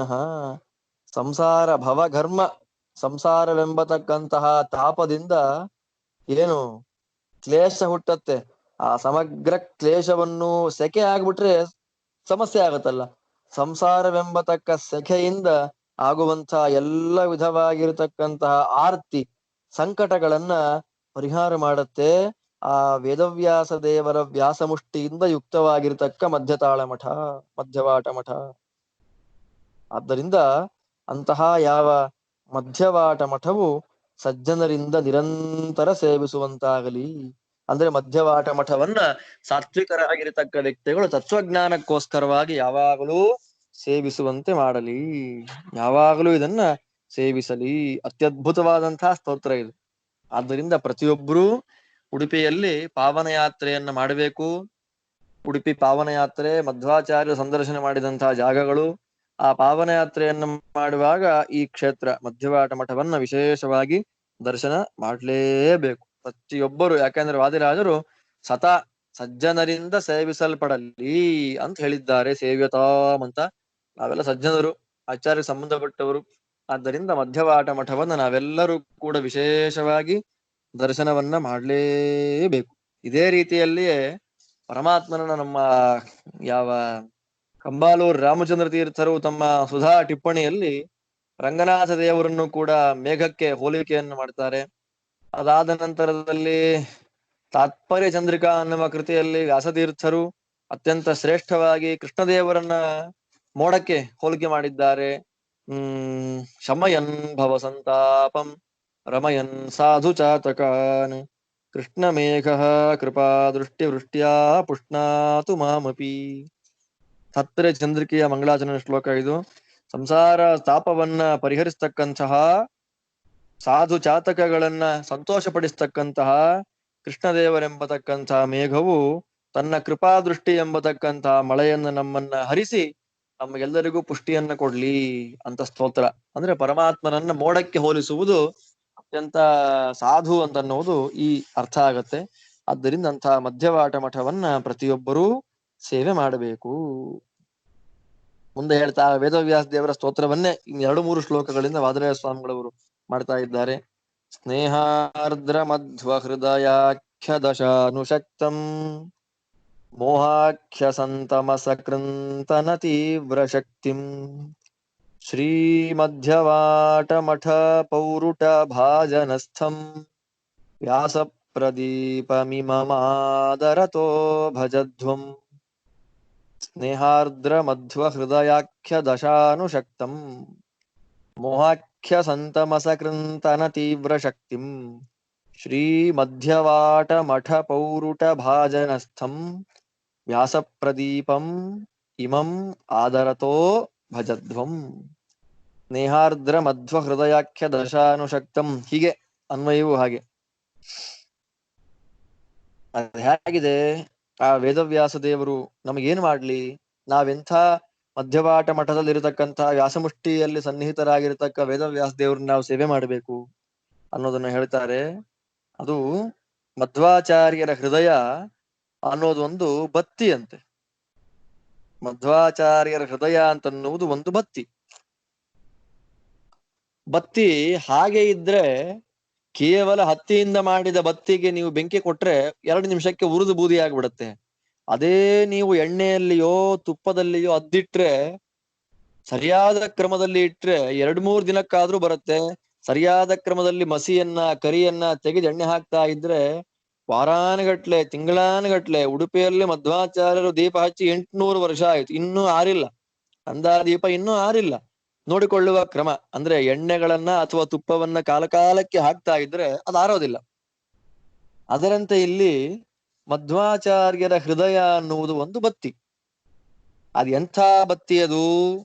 ಬತ್ತಿ ನೆನಿಬೇಕಲ್ಲ ಯಾವ್ದ್ರಲ್ಲಿ ನೆಂದಿದೆ ಅಂದ್ರೆ ವಾದಿರಾಜ್ ಹೇಳ್ತಾರೆ, ಸ್ನೇಹಾರ್ದ್ರ ಮಧ್ವ ಹೃದಯಾಖ್ಯ ದಶ. ಭಕ್ತಿ ಎನ್ನುವ ತುಪ್ಪದಲ್ಲಿ ಭಕ್ತಿ ರಸದಿಂದ ತೊಯ್ದಿರತಕ್ಕಂತಹ ಶ್ರೀಮದ್ ಆಚಾರ್ಯರ ಹೃದಯ ಎಂಬತಕ್ಕಂತಹ ಬತ್ತಿ ಅದು. ಅಂದ್ರೆ ಈ ಬತ್ತಿ, ಮಧ್ವಾಚಾರ್ಯರ ಹೃದಯ ಎನ್ನುವಂತಹ ಬತ್ತಿ ಭಕ್ತಿ ರಸದಿಂದ ಒದ್ದೆಯಾಗಿದೆ. ಭಕ್ತಿ ರಸದಿಂದ ಒದ್ದೆಯಾಗಿದೆ ಅಂತ ಅದ್ಭುತವಾಗಿರ್ತಕ್ಕಂತಹ ಬತ್ತಿ ಇದು. ಆ ಬತ್ತಿಯಲ್ಲಿ ಹತ್ಕೊಂಡಿದೆ ಇದು ದೀಪ. ಮತ್ತೇನ್ ಮಾಡುತ್ತದು? ಮೋಹಾಖ್ಯ ಸಂತಮಸ ಕೃಂತನ ತೀವ್ರ ಶಕ್ತಿಂ. ಭಕ್ತಿ ರಸದಲ್ಲಿ ಒದ್ದೆಯಾಗಿರತಕ್ಕಂತಹ ಆಚಾರ್ಯರ, ಮಧ್ವಾಚಾರ್ಯರ ಹೃದಯವೆಂಬತಕ್ಕಂತ ಭಕ್ತಿಯಲ್ಲಿ ಹೊತ್ತಿಕೊಂಡಿರುವಂತಹ ದೀಪ ಏನ್ ಮಾಡುತ್ತೆ? ಮೋಹಾಖ್ಯ ಸಂತಮಸ ಕೃಂತನ ತೀವ್ರ ಶಕ್ತಿಂ. ಆ ದೀಪಕ್ಕೆ ಎಂಥ ಸಾಮರ್ಥ್ಯ ಅಂದ್ರೆ, ಅನಾದಿಯಾಗಿ ಸಾತ್ವಿಕ ಜೀವರನ್ನ ಎಡೆಬಿಡದೆ ಮೆತ್ತಿಕೊಂಡಿರತಕ್ಕಂಥ ಅಜ್ಞಾನವೆಂಬ ಕತ್ತಲವನ್ನ ನಾಶ ಮಾಡುತ್ತದು. ಭಕ್ತಿ ರಸದಿಂದ ತೊಯ್ದು ಒದ್ದೆಯಾಗಿರತಕ್ಕಂತಹ ಆಚಾರ್ಯರ ಬತ್ತಿಯಲ್ಲಿ ಹೊತ್ತಿಕೊಂಡಿರತಕ್ಕಂತಹ ದೀಪ ಸಾತ್ವಿಕ ವರ್ಗದ ಸಜ್ಜನರುಗಳಿಗೆ ಅನಾದಿಯಾಗಿ ಬಂದಿರತಕ್ಕಂತಹ ಯಾವ ಅಜ್ಞಾನ ಎನ್ನುವಂತಹ ಒಂದು ಆ ಕತ್ತಲೆಯನ್ನ ನಾಶ ಮಾಡುವುದರಲ್ಲಿ ಮಹಾ ಸಮರ್ಥವಾಗಿದೆ. ಸರಿ, ಬತ್ತಿ ಬೇಕು. ಬತ್ತಿ ನೆಲದ ಮೇಲೆ ಇಟ್ರೆ ಆಗತ್ತಾ ತೊಯ್ಸಿ? ಇಲ್ವಲ್ಲ. ಎಣ್ಣೆಯಲ್ಲಿ ತೊಯ್ಸಿ ಒಂದು ಹಣತೆಯಲ್ಲಿ ಇಡಬೇಕಲ್ಲ. ಯಾವ ಹಣತೆ ಇದು? ಶ್ರೀ ಮಧ್ಯವಾಟ ಮಠ ಪೌರುಟ ಭಾಜನಸ್ಥಂ. ಮಧ್ಯವಾಟ ಮಠವೆಂಬ ಚಿನ್ನದ ಹಣತೆಯಲ್ಲಿ ಇರುವಂತಹ, ಎಷ್ಟು ಅದ್ಭುತ ನೋಡಿ. ಎಂಥ ರೂಪಕಾಲಂಕಾರ ಇದು. ಮಧ್ಯವಾಟ ಮಠ ಅನ್ನುವುದು ಒಂದು ಬಂಗಾರದ ಹಣತೆ. ಆ ಬಂಗಾರದ ಹಣತೆಯ ಒಳಗೆ ಮಧ್ವಾಚಾರ್ಯರ ಭಕ್ತಿ ಅಂತನ್ನುವುದು ಅದೊಂದು ಎಣ್ಣೆ ಅಥವಾ ತುಪ್ಪ. ಅದರಲ್ಲಿ ನೆಂದಿರುವಂತದ್ದು ಬತ್ತಿ. ಭಕ್ತಿ ಏನು ಮಧ್ಯವಾಟ ಮಠವೆಂಬ ಬಂಗಾರದ ಹಣತೆಯಲ್ಲಿ ಭಕ್ತಿ ಎಂಬತಕ್ಕಂತಹ ರಸದಿಂದ ಒದ್ದೆಯಾಗಿರತಕ್ಕಂತಹ ಮಧ್ವಾಚಾರ್ಯರ ಮನಸ್ಸೆಂಬತಕ್ಕ ಬತ್ತಿಯಲ್ಲಿ ಹೊತ್ತಿಕೊಂಡಿರುವಂತಹ ನಮ್ಮ ಎಲ್ಲ ಅನಾದಿ ಕಾಲದಿಂದ ಬಂದಿರತಕ್ಕ ಸಾಂದ್ರವಾದ ಅಜ್ಞಾನವನ್ನು ನಾಶ ಮಾಡುವಂತಹ ಇಮಂ ವ್ಯಾಸ ಪ್ರದೀಪಂ. ಆ ದೀಪ ಯಾವುದು ಅಂದ್ರೆ ವೇದವ್ಯಾಸ ದೇವರೆನ್ನುವಂತಹ ಪ್ರದೀಪ. ಇಲ್ಲಿ ತನಕ ಹೊತ್ತಿಕೊಂಡಿರುವ ದೀಪ ಅಂತಿದ್ರು ಆದರಾದರು. ಆ ದೀಪ ಯಾವುದು ಅಂತ ಅವರೇ ಉತ್ತರ ಕೊಡ್ತಾರೆ. ವೇದವ್ಯಾಸ ಪ್ರದೀಪ, ವ್ಯಾಸ ಪ್ರದೀಪ. ವೇದವ್ಯಾಸ ದೇವರೇ ಒಂದು ದೀಪ. ಆ ದೀಪ ಎಲ್ಲಿದೆ? ಮಧ್ಯವಾಟ ಮಠವೇ ಒಂದು ಸಂಪುಟ, ಬಂಗಾರದ ಸಂಪುಟ. ಆ ಸಂಪುಟದಲ್ಲಿ ಮಧ್ವಾಚಾರ್ಯರ ಮನಸ್ಸೆಂಬ ಬತ್ತಿ ಇದೆ. ಆ ಬತ್ತಿ ನೆನಿಲಿಕ್ಕೆ ಭಕ್ತಿ ಎಂಬ ತುಪ್ಪದಲ್ಲಿ ನೆಂದಿರತಕ್ಕ ಮಧ್ವಾಚಾರ್ಯರ ಮನಸ್ಸೆಂಬ ಬತ್ತಿ ಇರುವಂತಹ ಜಾಗ ಮಧ್ಯವಾಟ ಮಠವೆಂಬ ಬಂಗಾರದ ಹಣತೆ. ಅದರಲ್ಲಿ ಹೊತ್ತಿಕೊಂಡಿರತಕ್ಕಂತಹ ವ್ಯಾಸಮುಷ್ಟಿ ಎಂಬ ವೇದವ್ಯಾಸ ದೇವರ ದೀಪ, ವೇದವ್ಯಾಸ ದೇವರೆಂಬತಕ್ಕ ಪ್ರದೀಪ ನಮ್ಮೆಲ್ಲ ಅನಾದಿಯಾದ ಅಜ್ಞಾನವನ್ನು ನಾಶ ಮಾಡುತ್ತೆ. ಆದ್ದರಿಂದ ಅಜ್ಞಾನ ನಾಶ ಆಗಬೇಕು, ತತ್ವಜ್ಞಾನ ಬೇಕು ಅಂತ ಯಾರಿಗೆ ಆಸೆ ಇದೆಯೋ ಆ ಎಲ್ಲ ವ್ಯಕ್ತಿಗಳು ಕೂಡ ಮಧ್ಯವಾಟ ಮಠವನ್ನ ಸೇವಿಸಿರಿ. ಮಧ್ಯವಾಟ ಮಠದಲ್ಲಿರತಕ್ಕಂತಹ ವ್ಯಾಸಮುಷ್ಟಿಯ ದರ್ಶನವನ್ನ ಮಾಡ್ರಿ. ಅದ್ಭುತವಾದ ಈ ರೀತಿ ರೂಪ. ಎಲ್ಲಿದ್ದಾನೆ ಕಾಳಿದಾಸ? ಎಲ್ಲಿದ್ದಾನೆ ಮಾಘ? ಎಲ್ಲಿದ್ದಾನೆ ಭಾರವಿ? ದಂಡಿ ಎಲ್ಲಿದ್ದಾನೆ? ನೀವಾಳಿಸಿ ಬಿಸಾಡ್ಬಿಡ್ಬೇಕು ಅವ್ರನ್ನೆಲ್ಲ. ಉಪಮಾ ಕಾಳಿದಾಸಸ್ಯ ಭಾರವೇ ಅರ್ಥ ಗೌರವಂ ದಂಡಿನ ಪದಲಾಲಿತ್ಯಂ ಮಾಘೇ ಸಂತಿ ತ್ರಯೋ ಗುಣಾಃ. ಕಾಳಿದಾಸ, ಭಾರವಿ, ದಂಡಿ, ಮಾಘ ಎಲ್ಲ ಕವಿಗಳು ಕೂಡ ದೂರ ಓಡಿಬಿಡ್ಬೇಕು ವಾದಿರಾಜರ ಕವಿತ್ವದ ಮುಂದೆ. ಆ ಕವಿತ್ವ ಹೇಗೆ ಬಂತು ಅಂತ ಮುಂದೆ ಅವರು ಹೇಳ್ತಾರೆ. ಆಚಾರ್ಯರ ಏನೇ ದೃಷಿ ಮತಿರಭೂತ್ ಕವಿತೋಲ್ಲಸದ್ಭೂತ್ ಅಂತ ವಾದಿರಾಜರು ರುಕ್ಮಿಣೀಶ ವಿಜಯದಲ್ಲಿ, ನಾನು ಮಧ್ವಾಚಾರ್ಯರ ಮತ ಆನಂದ ತೀರ್ಥ ಮತ ಮುಜ್ಜಿತ ದೋಷ ಜಾತಂ ವಾನಂದದಾಯಿ ಶಿಥಿಲೀಕೃತ ಮತ್ತಮಾಯಿ. ಅವ್ರು ಹೇಳುವಂತ ಮಾತು ಎಷ್ಟು ವಿನಯ ನೋಡಿ. ತಿಳ್ಕೊಂಡಂತಹ ವ್ಯಕ್ತಿಗಳಿಗೆ, ಸಾತ್ವಿಕರಾದ ವ್ಯಕ್ತಿಗಳಿಗೆ ನನಗೇನು ಗೊತ್ತಿಲ್ಲ ಅನ್ನುವ ಹಾಗೆ ಇರ್ತಾರೆ. ಅವರ ಪ್ರಥಮ ದರ್ಶನ ಮಾತ್ರದಿಂದಲೇ ಇವರಲ್ಲಿ ಈ ಮಟ್ಟಿನ ವಿದ್ಯೆ ಇದೆಯಾ ಅಂತನ್ನುವುದು ಖಂಡಿತವಾಗಲು ಗೊತ್ತಾಗೋದೇ ಇಲ್ಲ. ಆ ರೀತಿಯಲ್ಲಿ ಮುಚ್ಚಿಕೊಂಡಿರ್ತಾರೆ ಜ್ಞಾನಿಗಳಾದವರು. ಅವರನ್ನ ಕೆದಕಿ ಆ ಕೆಂಡಕ್ಕೆ ಗಾಳಿ ಹಾಕಿ ನಾವದನ್ನ ನಮಗೆ ಬಿಸಿ ಬೇಕಾದಾಗ ನಾವು ಗಾಳಿ ಹಾಕ್ಬೇಕಷ್ಟೇ. ನಾನು ಬಿಸಿ ಕೊಡ್ತೀನಿ ಬನ್ನಿ, ಬಿಸಿ ಕೊಡ್ತೀನಿ ಬನ್ನಿ ಅಂತ ಯಾವ ಕೆಂಡವೂ ಕರೆಯೋದಿಲ್ಲ. ಕೆಂಡಕ್ಕೆ ನಾವು ಉಫ್ ಅಂತ ಗಾಳಿ ಹಾಕಿ ನಮಗೆ ಬೇಕಾದ್ರೆ ನಾವು ತಗೊಳ್ಬೇಕಷ್ಟೇ. ಜ್ಞಾನಿಗಳ ಲಕ್ಷಣ ಅದು ವಿನಯ. ವಿನಯ ವಿನಯೋ ಹಿ ಭೂಷಯತಿ ಸರ್ವರಸಂ, ಮಧ್ವವಿಜಯದ ಮಾತು. ಏನೇ ಇರ್ಲಿ ಅಲ್ಲಿ ವಿನಯ ಅಂತ ಅನ್ನೋದಿಲ್ಲ ಅಂದ್ರೆ ಎಲ್ಲ ಹೋಯ್ತು ಅಂತ. ವಾದಿರಾಜರ ವಿನಯ ನೋಡಿ ಹೇಗಿದೆ. ಆನಂದ ತೀರ್ಥ ಮತ ಮುಜ್ಜಿತ ದೋಷಜಾತಂ, ಅತ್ಯದ್ಭುತವಾದ ಗ್ರಂಥ ರುಕ್ಮಿಣೀಶು ವಿಜಯ. ಸರಿ ಮಿಗಿಲಿಲ್ಲದ ಗ್ರಂಥ ಅದು. ಅದರಲ್ಲಿ ಏನು ದ್ವೇಷದಿಂದ ಮೋಕ್ಷ ಇಲ್ಲ ಅನ್ನುವುದನ್ನ ಕವಿತ್ವ ಶೈಲಿಯಲ್ಲಿ ವರ್ಣನೆ ಮಾಡಿ ರಾಜರು ಹೇಳ್ತಾರೆ. ನನಗೆ ಈ ಮಟ್ಟದ ಸಾಮರ್ಥ್ಯ ಎಲ್ಲಿಂದ ಬಂತಪ್ಪ? ಅವ್ರು ಹೇಳ್ತಾರೆ, ನಾನು ಮಧ್ವಮತಾನುಯಾಯಿ. ಅವರು ಮಧ್ವಮತೋದ್ಧಾರಕ ಅಂತ ವಾದಿರಾಜರ ಬಿರುದು. ದಿಗ್ವಿಜಯೀಕೃತ ಸೇತು ಮರ್ಯಾದ ಮಧ್ವಮತೋದ್ಧಾರಕ ಸುಧಾರಸಾಸ್ವಾದ ಭಾವಿಹನುಮ ಚಕ್ರವರ್ತಿನ್ ಅಂತ ಹೇಳಿ ಅವರಿಗೆ ಬಿರುದು ವಾದಿರಾಜರಿಗೆ. ಮಧ್ವಮತೋದ್ಧಾರಕ. ಅವ್ರು ಹೇಳ್ತಾರೆ, ನಾನು ಮಧ್ವಮತದ ಸಾಮಾನ್ಯ ಅನುಯಾಯಿ, ನಾನು ಮಧ್ವಮತವನ್ನ ಫಾಲೋ ಮಾಡ್ತಕ್ಕಂಥ ಸಾಮಾನ್ಯ ಭಕ್ತ. ವಾದಿರಾಜ ಸ್ವಾಮಿಗಳವರು ಹೇಳುವಂತ ಮಾತಿದು. ನಾವು 2 ಉಪನ್ಯಾಸ ಕೇಳಿ ಊರೆಲ್ಲಾ ಮೈಲಿಗೆ ನಾನು ಮಾತ್ರ ಮಡಿ ಅಂತ ತಿರುಗಾಡ್ತಾ ಇತ್ತು ಕಚ್ಚೆ ಹಾಕೊಂಡು. ನಮ್ಮ ಹಣೆ ಬರ ಇದೆ. ವಾದಿರಾಜರಲ್ಲಿ ನಾವೆಲ್ಲಿ ಎದೆ ಸೀಳದೆ 2 ಅಕ್ಷರ ಜ್ಞಾನ ನಮಗಿರೋದಿಲ್ಲ. ನಮ್ಮಂತಹ ವಿದ್ವಾಂಸ ಇನ್ನೊಬ್ಬ ಇಲ್ಲ. ನನ್ನಂತಹ ತಿಳುವಳಿಕೆ ಉಳ್ಳೋರು ಇನ್ನೊಬ್ರಿಲ್ಲ. ನಾನು ಮಹಾಮಡಿ ಮಾಡೋರು, ಊರ್ನವರೆಲ್ಲ ಮೈಲಿಗೆ ಅಂತ ಅಲ್ಲಿ ಹೋಗಲ್ಲ ಇಲ್ಲಿ ಬರಲ್ಲ ಅಂತ ನಾವು ಓಡಾಡ್ತಾ ಇರ್ತೀವಿ ಊರೆಲ್ಲ. ವಾದಿರಾಜರ ಮಾತು ನೋಡಿ, ವಿನಯ ಬೇಕ್ರಿ. ತತ್ವಜ್ಞಾನವನ್ನ ಹೊಂದುವಂತ ಬಯಕೆ ಇದ್ದವರಿಗೆ ಇರಬೇಕಾಗಿರತಕ್ಕಂಥ ಪ್ರಧಾನವಾದ ಗುಣ ವಿನಯ. ವಿದ್ಯಾಶ್ರೀಧರ ತೀರ್ಥರು ಅಂತ ಮೊನ್ನೆ ಆರಾಧನೆ ಆಯ್ತು. ಸೋಸಲೆ ವ್ಯಾಸರಾಜ ಮಠದ ಪರಂಪರೆಯಲ್ಲಿ ಬರ್ತಾರೆ. ಅವರು ತಮಿಳ್ನಾಡಿನಲ್ಲಿ ಸಂಚಾರವನ್ನ ಮಾಡ್ಕೊಂಡು ಬರ್ಬೇಕಾದ್ರೆ ಈ ಧರ್ಮಪುರಿ ಇತ್ಯಾದಿ ಪ್ರಾಂತ್ಯಗಳಲ್ಲಿ ಅಲ್ಲಿನ ಜನ ಶೂದ್ರಗಳು, ಇವತ್ತಿನ ಲೆಕ್ಕಕ್ಕೆ SC/STಗಳು, ಅವರು ಗುರುಗಳಲ್ಲಿ ಬಂದು ಪ್ರಾರ್ಥನೆ ಮಾಡೋದಂತ. ಸ್ವಾಮಿ, ನಿಮ್ಮ ಬಗ್ಗೆ ನಾವು ನೀನು ವೃಷ್ಟಿಧಾನ್ಯ ಪ್ರದಾತೇತಿ ಚೋಳ ನಿತ್ಯಂ ಸ್ಮರಂತಿ. ಒಂದು ಕಾಲದಲ್ಲಿ ಮಳೆ ಬೆಳೆ ಸ್ವಾಮಿಗಳು ಅಂತ ತಮಿಳ್ನಾಡಿನಲ್ಲಿ ಪ್ರಸಿದ್ಧರಾಗಿರ್ತಕ್ಕ ಜ್ಞಾನಿಗಳು ವಿದ್ಯಾಶ್ರೀಧರ ತೀರ್ಥರು. ಶ್ರೀರಂಗದಲ್ಲಿ ಅವರ ವೃಂದಾವನ ಇದೆ. ಮೊನ್ನೆ ಆರಾಧನೆ ಆಯ್ತು ಅವರದ್ದು. ಅವರು SC/STಗಳು ಬಂದು ಪ್ರಾರ್ಥನೆ ಮಾಡಬೇಕು, ಸ್ವಾಮಿ ನಮ್ಮ ಇದರಲ್ಲಿ ಯಾಕೋ ಬೆಳೆ ಬೆಳೀತಾ ಇಲ್ಲ, ದಯಮಾಡಿ ನಮ್ಮ ಗದ್ದೆ ತೋಟಗಳಲ್ಲಿ ದೇವ್ರ ಪೂಜೆ ಮಾಡಬೇಕು ಅಂದಾಗ, ಸರಿಯಪ್ಪ ಗೋಮಯದಿಂದ ಸಾರಿಸಿ ಅಂತ ಹೇಳ್ಬೇಕು. ಇವರು ಗೋಮಯದಲ್ಲಿ ಸಾರಿಸಿ ರೆಡಿ ಮಾಡಿ ಇಟ್ಕೊಂಡಿರ್ಬೇಕು. ಹತ್ತಿರದಲ್ಲಿ ಬಾವಿಯೋ ಕೆರೆಯೋ ಇರ್ಬೇಕು. ಸ್ವಾಮಿಗಳು ಚಪ್ರ ಹಾಕಿಸಿ ಅಲ್ಲಿ ಗೋಪಾಲಕೃಷ್ಣ ದೇವರ ಮಂಟಪ ಹಾಕಿ ಪೂಜೆ ಮಾಡಿ ದೇವರದ್ದು ಅವರಿಗೆ ಪ್ರಸಾದ ಕೊಟ್ಟು ಬರಬೇಕು. ಏನರ್ಥ ಇದು? ಇದರ ಹಿನ್ನೆಲೆ ನಮಗೆ ಸಿದ್ಧಾಂತದ, ತತ್ವಜ್ಞಾನದ, ಶಾಸ್ತ್ರದ ಅರ್ಥವೇ ನಮ್ಗೆ ಆಗಿರೋದಿಲ್ಲ. ಏನ್ರಿ ಸ್ವಾಮಿಗಳು SC/ST ಮನೆಗೆ ಹೋದು ಅಂದ್ರೆ ಏನ್ರಿ, ಅವ್ರು ಇದ್ರಲ್ಲಿ ಪೂಜೆ ಮಾಡೋದು ಏನ್ರಿ ಅರ್ಥ? ನಾವು ಲೌಕಿಕರು ಮಾತಾಡ್ತೀವಿ ಅಷ್ಟೇ. ಅದರ ಹಿನ್ನೆಲೆ, ಆಧ್ಯಾತ್ಮಿಕ ಹಿನ್ನೆಲೆ ಏನು ನಮಗೇನು ಅರ್ಥ ಆಗೋದಿಲ್ಲ. ನಾನು ಯಾಕೆ ಹೇಳಿದೆ ಇದನ್ನ ಅಂದ್ರೆ, ನಮಗೆ ವಿನಯ ಅಂತ ಅನ್ನುವುದು ಬೇಕು.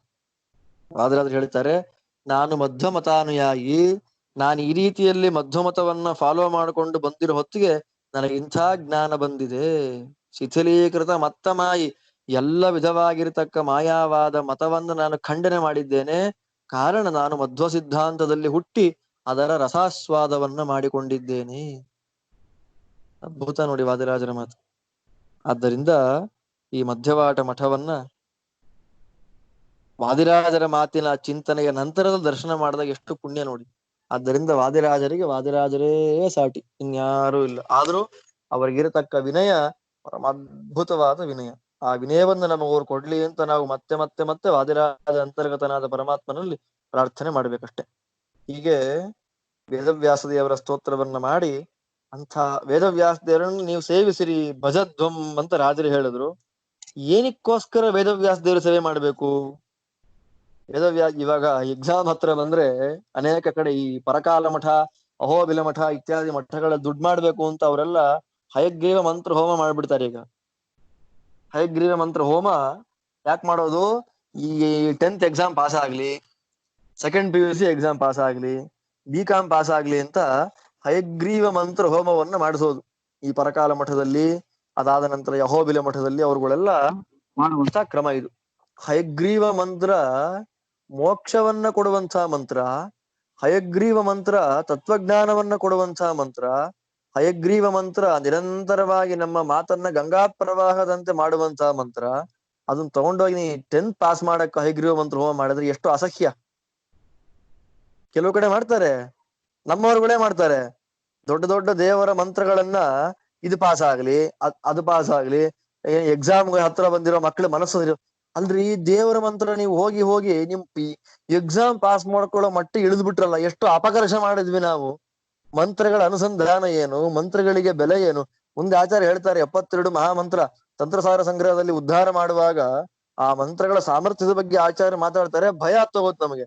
ನಾವ ಮಂತ್ರಗಳನ್ನೆಲ್ಲ ಧನ್ವಂತರಿ ಮಂತ್ರ, ಎಂಥೆಂಥ ಮಂತ್ರಗಳದೆಲ್ಲ, ಹೈಗ್ರೀವ ಮಂತ್ರ, ವೇದವ್ಯಾಸ ಮಂತ್ರ, ಅವೆಲ್ಲ ಮಂತ್ರ ಇವ್ 7ನೇ ಕ್ಲಾಸ್ ಪಾಸ್ ಆಗ್ಲಿ, ನೆಕ್ಸ್ಟ್ LKG ಪಾಸ್ ಆಗ್ಲಿ, PKG ಪಾಸ್ ಆಗ್ಲಿ, ವೇದವ್ಯಾಸ ಮಂತ್ರ ಹೀಗೆಲ್ಲ ಕಾಲ ಬಂದ್ಬಿಡುತ್ತೆ. ವೇದವ್ಯಾಸ ದೇವರಲ್ಲಿ ನಾವೇನು ಪ್ರಾರ್ಥನೆ ಮಾಡಬೇಕು ಅನ್ನುವುದನ್ನು ರಾಜರು ನಮಗಿಲ್ಲಿ ಪಾಠ ಮಾಡಿಕೊಡ್ತಾರೆ. ವೇದವ್ಯಾಸ ಗುಣಾವಾಸ ವಿದ್ಯಾಧೀಶ ಸತಾಂ ವಶ ಮಾಂ ನಿರಾಶಂ ಗತ ಕ್ಲೇಶಂ ಕುರ್ವನಾಶಂ ಹರೇ. ಅತ್ಯಂತ ಪ್ರಸಿದ್ಧವಾದ ಶ್ಲೋಕ ಇದು, ಅತ್ಯಂತ ಪ್ರಸಿದ್ಧವಾದ ಶ್ಲೋಕ. ವೇದವ್ಯಾಸ ಗುಣಾವಾಸ ವಿದ್ಯಾಧೀಶ ಸತಾಂ ವಶ ಮಾಂ ನಿರಾಶಂ ಗತ ಕ್ಲೇಶಂ ಕುರು ಅನಾಶಂ ಹರೇ ಅನಿಶಂ.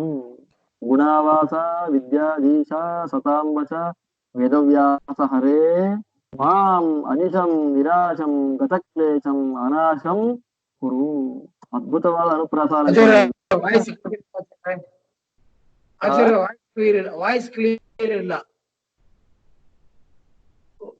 ಕ್ಲಿಯರ್ ಇಲ್ಲ ಆಚಾರ್ಯ. ಇವಾಗ ಕೇಳ್ತಾ ಇದೆಯಾ? ಈಗ ಕೇಳ್ತಾ ಇದ್ದಾರೆ, ಈಗ ಸರಿ ಆಯ್ತು. ಸ್ವಲ್ಪ ಬ್ರೇಕ್ ಆಗತ್ತೆ ಆಚಾರ್ಯ, ಬಿಟ್ಟು ಬಿಟ್ಟು ಬ್ರೇಕ್ ಆಗತ್ತೆ ವಾಯ್ಸ್, ಬಿಟ್ಟು ಬ್ರೇಕ್ ಆಗತ್ತೆ. ನೆಟ್ವರ್ಕ್ ಸ್ವಲ್ಪ ಆಸರೇಷನ್ ಅಲ್ಲಿ ಇದೆ. ವೇದವ್ಯಾಸ ಗುಣಾವಾಸ, ವೇದವ್ಯಾಸ ದೇವರನ್ನ ನಾವೇನು ಪ್ರಾರ್ಥನೆ ಮಾಡಬೇಕು ಅಂತ ಕೇಳ್ತಾರೆ ಇಲ್ಲಿ. ಗುಣಾವಾಸ, ಆನಂದಾದಿ ಅನಂತ ಗುಣಗಳಿಗೆ ಆಶ್ರಯ, ಆನಂದಾದಿ ಅನಂತ ಗುಣಗಳೇ ವೇದವ್ಯಾಸ ದೇವರಿಗೆ ಮನೆ, ಶರೀರ ಅಂತ ಗುಣಾವಾಸ. ಮತ್ತೆ ವಿದ್ಯಾಧೀಶ, ಎಲ್ಲ ವಿದ್ಯೆಗಳಿಗೆ ಪರಮ ಮುಖ್ಯ ನಿಯಾಮಕ ಸ್ವಾಮಿ. ಎಲ್ಲ ವಿದ್ಯೆಗಳಿಗೂ ಜ್ಞೇಯನು ಅವನೇ, ವಾಚ್ಯನು ಅವನೇ, ಎಲ್ಲ ಅವನೇ. ಮತ್ತೆ ಸತಾಂ ವಶ, ಸಜ್ಜನರಿಗೆ ಅವನು ಬೇಗ ವಶಕ್ಕೆ ಬಂದ್ಬಿಡ್ತಾನೆ. ಸಜ್ಜನರು ಅಂತಂದ್ರೆ ವೇದವ್ಯಾಸ ದೇವರಿಗೆ ತುಂಬಾ ಇಷ್ಟ. ಸಜ್ಜನರ ವಶಕ್ಕೆ ಪರಮಾತ್ಮ ಬಹುಬೇಗ ಬಂದು ಬಿಡ್ತಾನೆ. ಅಂತಹ ವೇದವ್ಯಾಸ ಹರೇ, ವೇದವ್ಯಾಸ ಸ್ವರೂಪದಲ್ಲಿರತಕ್ಕಂಥ ನಾರಾಯಣ, ಕೃಷ್ಣ, ಶ್ರೀಹರಿ ನನ್ನನ್ನ ಏನ್ ಮಾಡ್ಬೇಕು? ನಿರಾಶಂ, ವೈರಾಗ್ಯಶಾಲಿಯನ್ನಾಗಿ ಮಾಡು. ನನಗೆ ಯಾವುದರ ಮೇಲೂ ಆಸೆಯೇ ಬರದೇ ಇರುವಂತೆ ಮಾಡು. ವೇದವ್ಯಾಸ ದೇವರಲ್ಲಿ ನಾವು ಪ್ರಾರ್ಥನೆ ಮಾಡಬೇಕಾದ ಚಿಂತನೆ ಇದು. ನನ್ನನ್ನು ವೈರಾಗ್ಯಶಾಲಿಯನ್ನಾಗಿ ಮಾಡು. ಗತಕ್ಲೇಶಂ ಕುರು, ಎಲ್ಲ ವಿಧವಾಗಿರತಕ್ಕಂಥ ಕ್ಲೇಶಗಳಿಂದಲೂ ನನ್ನನ್ನ ದೂರ ಮಾಡು. ಅಷ್ಟು ಮಾತ್ರ ಅಲ್ಲ, ಅನಾಶಂ ಕುರು, ನಾಶವಿಲ್ಲದೆ ಇರುವವನನ್ನಾಗಿ ಮಾಡು, ಅಂದ್ರೆ ಮೋಕ್ಷವನ್ನ ಕೊಡು. ವೇದವ್ಯಾಸ ಮೊದಲು ವೈರಾಗ್ಯ, ಕ್ಲೇಶನಾಶ, ಮೋಕ್ಷ ಇದನ್ನ ಕೊಟ್ಟು ಬಿಡಪ್ಪ. ಯಾಕೆ? ವೇದವ್ಯಾಸ ಹತ್ರ ಯಾರು ಕೂಡ ಊಟ ಹಾಕುವಂತ ಹೋಗೋದಿಲ್ಲ, ವೇದವ್ಯಾಸನ ಹತ್ರ ಸಂಪತ್ತು ಕೊಡುವಂತ ಯಾರು ಹೋಗೋದಿಲ್ಲ. ವೇದವ್ಯಾಸ ದೇವರ ಹತ್ತಿರ ಬರುವಂತದ್ದು ಕೇವಲ ತತ್ವಜ್ಞಾನಕ್ಕೆ ಮಾತ್ರ, ಇನ್ನೇನಕ್ಕೂ ಇಲ್ಲ. ಆದ್ದರಿಂದ ವೇದವ್ಯಾಸ ನನಗೆ ಪರಮಾನುಗ್ರಹವನ್ನ ಮಾಡು ಸ್ವಾಮಿ ಅಂತ ವಾದಿರಾಜರು, ಆಚಾರ್ಯರು ನಿತ್ಯದಲ್ಲಿಯೂ ಕೂಡ ಕೆಲವು ವರ್ಷಗಳ ಕಾಲ, ಕೆಲವು ದಿವಸಗಳ ಕಾಲ ಮಧ್ಯಾಹ್ನ ಕಾಲದಲ್ಲಿ ಭಿಕ್ಷಾ ಸ್ವೀಕಾರ ಮಾಡ್ತಿದ್ದಂತಹ ಜಾಗ. ವೇದವ್ಯಾಸ ದೇವರು ನಿರಂತರ ಸನ್ನಿಹಿತರಾಗಿರ್ತಕ್ಕಂತಹ ಜಾಗ. ಇವತ್ತು ಆ ವ್ಯಾಸಮುಷ್ಟಿ ಸೋದ ವಾದಿರಾಜ ಮಠದಲ್ಲಿ ಸಂಸ್ಥಾನ ಪ್ರತಿಮೆಗಳಲ್ಲಿ ಪೂಜೆ ಆಗ್ತಾ ಇದೆ. ಹಯಗ್ರೀವ ದೇವರ ಮತ್ತು ಭೂವರಾಹ ದೇವರ ಮಧ್ಯದ ಸ್ಥಾನವನ್ನ ಅಲಂಕಾರ ಮಾಡಿಕೊಂಡು ಭೂವರಾಹ ಹಯಗ್ರೀವ ವೇದವ್ಯಾಸಾತ್ಮಕ ಅಂತ ಹೇಳಿ ಆ ರೂಪ ಚಿಂತನೆ ಮಾಡ್ತಿದ್ದಾರೆ. ಆದ್ದರಿಂದ ಆ ವ್ಯಾಸಮುಷ್ಟಿಯನ್ನು ಯಾರಿಗೆ ದರ್ಶನ ಮಾಡಬೇಕು ಅಂತ ಆಸೆ ಇದೆಯೋ ಆ ಎಲ್ಲ ವ್ಯಕ್ತಿಗಳು ಸೋದ ವಾದಿರಾಜ ಮಠದ ಸಂಸ್ಥಾನ ಪೂಜೆ ನೋಡುವುದರ ಮೂಲಕ ಆ ವ್ಯಾಸಮುಷ್ಟಿಯ ದರ್ಶನ ಮಾಡಬಹುದು ಅಂತ ನಾವು ತಿಳ್ಕೊಳ್ಬಹುದು. ಹೀಗೆ ಆ ವಾದಿರಾಜ ಸ್ವಾಮಿಗಳು ಮಧ್ಯವಾಟ ಮಠವನ್ನ ದರ್ಶನ ಮಾಡಿ ಅಲ್ಲಿಂದ ಇನ್ನು ಮುಂದೆ ಚಿಂತಾಮಣಿ ಎನ್ನುವಂತಹ ಕ್ಷೇತ್ರಕ್ಕೆ ಬರ್ತಾರೆ.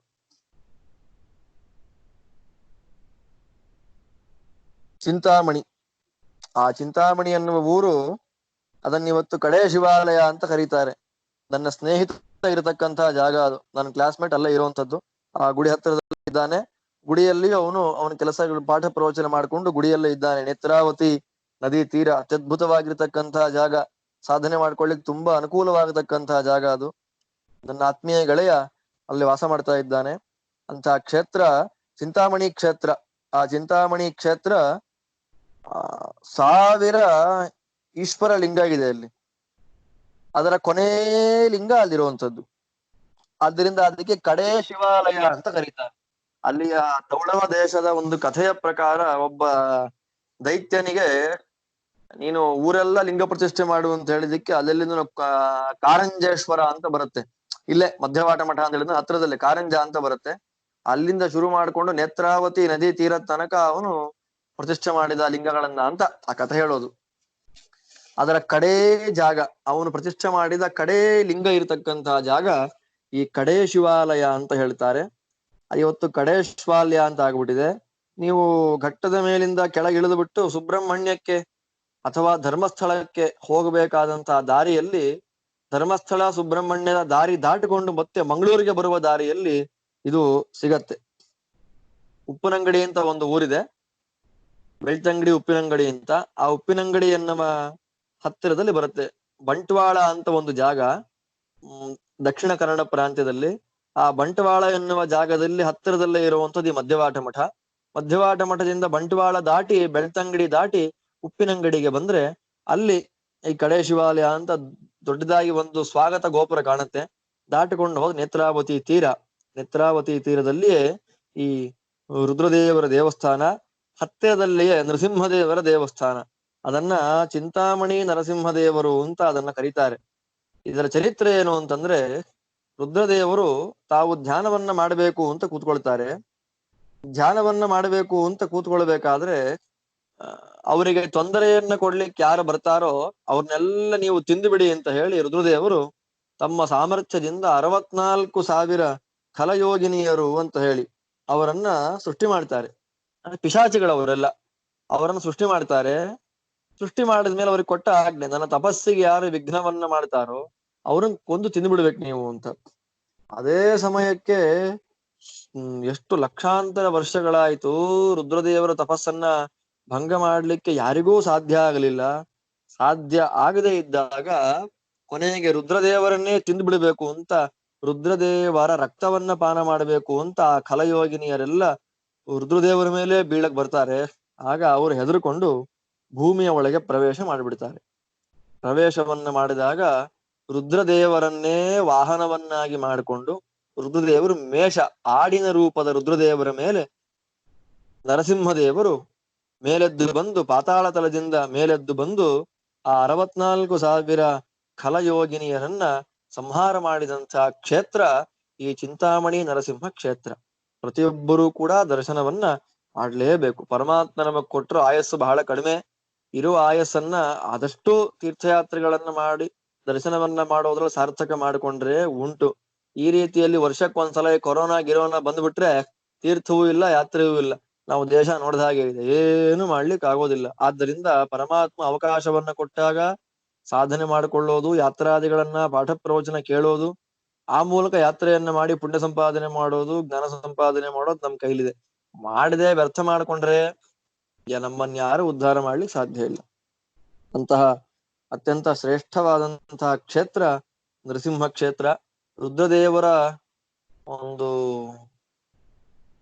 ಪಾರತಂತ್ರ್ಯವನ್ನ, ರುದ್ರದೇವರು ಜೀವರು ಅನ್ನೋದನ್ನ ತೋರಿಸಿಕೊಟ್ಟಂತಹ ಕ್ಷೇತ್ರ, ನರಸಿಂಹನೇ ಸರ್ವೋತ್ತಮ ಅನ್ನೋದನ್ನ ಸ್ಪಷ್ಟವಾಗಿ ಪ್ರತಿಪಾದನೆ ಮಾಡಿದಂತಹ ಕ್ಷೇತ್ರ ಆ ಚಿಂತಾಮಣಿ ಕ್ಷೇತ್ರ. ಅದನ್ನ 2 ಶ್ಲೋಕಗಳಲ್ಲಿ ಗುರುರಾಜರು ಪ್ರಾರ್ಥನೆ ಮಾಡ್ತಾ ಇದ್ದಾರೆ. ಭೂನ್ಯಸ್ತವಾಮಾಂಕಗವಾಮ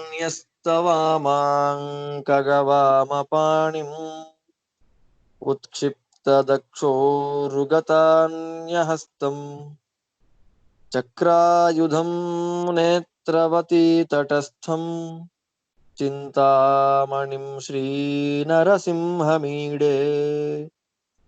ಭೂನ್ಯಸ್ತವಾಮಾಂಕಗವಾಮಪಾಣಿಂ ಉತ್ಕ್ಷಿಪ್ತ ದಕ್ಷೋರುಗತಾನ್ಯಹಸ್ತಂ ಚಕ್ರಾಯುಧಂ ನೇತ್ರವತಿ ತಟಸ್ಥಂ ಚಿಂತಾಮಣಿಂ ಶ್ರೀನರಸಿಂಹಂ ಈಡೆ. ಅನ್ವಯವು ಹಾಗೆ. ಆ ಸ್ವಾಮಿ ಹೇಗಿದ್ದಾನೆ ಪ್ರತಿಮೆಯಲ್ಲಿ ಅಂದ್ರೆ ಭೂನ್ಯಸ್ತ ವಾಮಾಂಕಗ ವಾಮ ಪಾಣಿಂ. ನಾವ್ ಹೇಗೆ ಊಟಕ್ಕೆ ಕೊಡ್ತೇವೋ ಹಾಗೆ ಪರಮಾತ್ಮ ಕೂತಿದ್ದಾನೆ. ಎಡ ತೊಡೆಯನ್ನ ಭೂಮಿ ಮೇಲೆ ಇಟ್ಟುಬಿಟ್ಟು ಆ ಎಡ ತೊಡೆಯ ಮೇಲೆ ಎಡಗೈಯನ್ನ ಇಟ್ಟಿದ್ದಾನೆ. ಅದಾದ ಮೇಲೆ ಬಲ ತೊಡೆ ಮೇಲಕ್ಕೆತ್ತಿದೆ. ಆ ಬಲ ತೊಡೆಯ ಮೇಲೆ ಬಲಗೈಯನ್ನ ಇಟ್ಟಿದ್ದಾನೆ. ಆ ಬಲಗೈಯಲ್ಲಿ ಚಕ್ರಾಯುಧ ಇದೆ.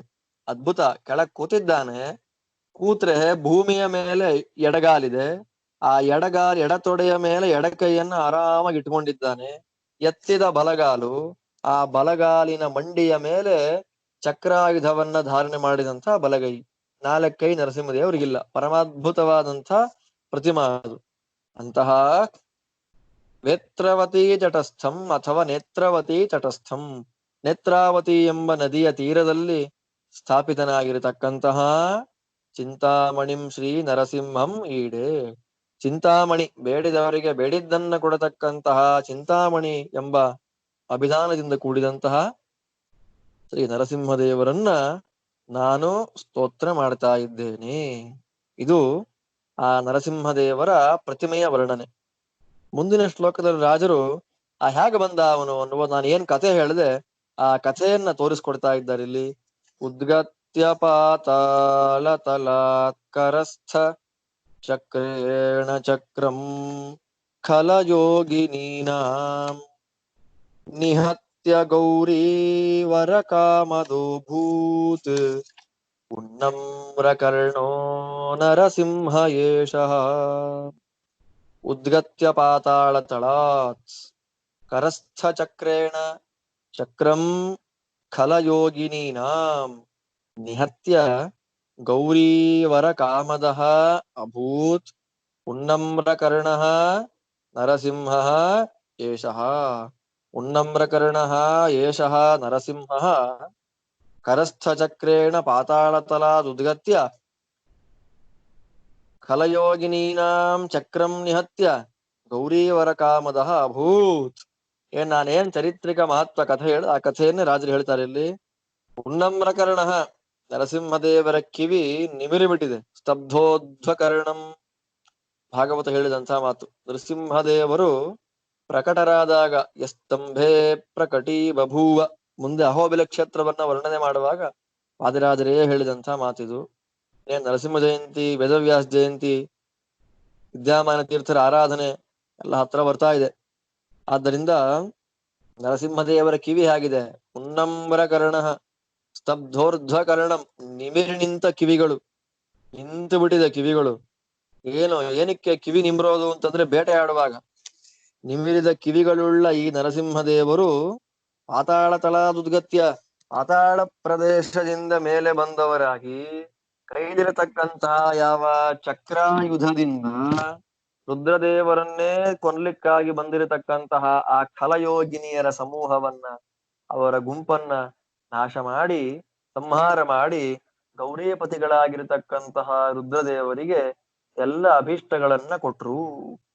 ಅಂದ್ರೆ ರುದ್ರದೇವರ ಅಸ್ವಾತಂತ್ರ್ಯವನ್ನ ಜಗತ್ತಿಗೆ ಪ್ರಕಟ ಮಾಡಿದ ಲಕ್ಷ್ಮೀ ನರಸಿಂಹ.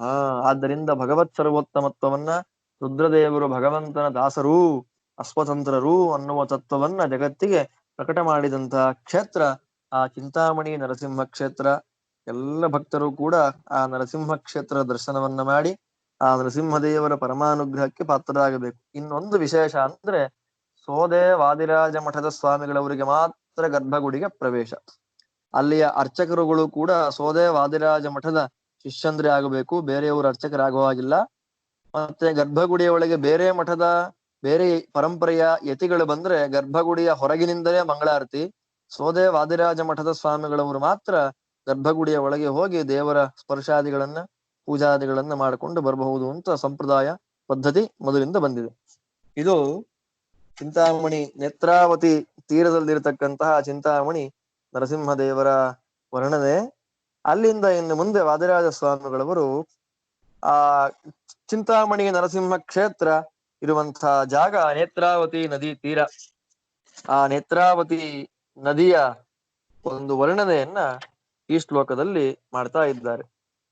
ನಾವು ನಿತ್ಯದಲ್ಲಿಯೂ ಕೂಡ ಸ್ಮರಣೆ ಮಾಡಬೇಕಾಗಿರ್ತಕ್ಕಂತಹ ನದಿಗಳಲ್ಲಿ ಮಹಾನದಿಗಳಲ್ಲಿ ನೇತ್ರಾವತಿಯು ಕೂಡ ಒಂದು. ಸಾಮಾನ್ಯವಾಗಿ ಪುರಾಣಗಳಲ್ಲಾಗ್ಲಿ ಎಲ್ಲ ಪ್ರಾಚೀನ ಗ್ರಂಥಗಳಲ್ಲಾಗ್ಲಿ ನೇತ್ರಾವತಿ ಅಂತ ಕರೆಯೋದೇ ಇಲ್ಲ, ಮಹಾನದಿ ಅಂತ ಕರೆಯೋದು.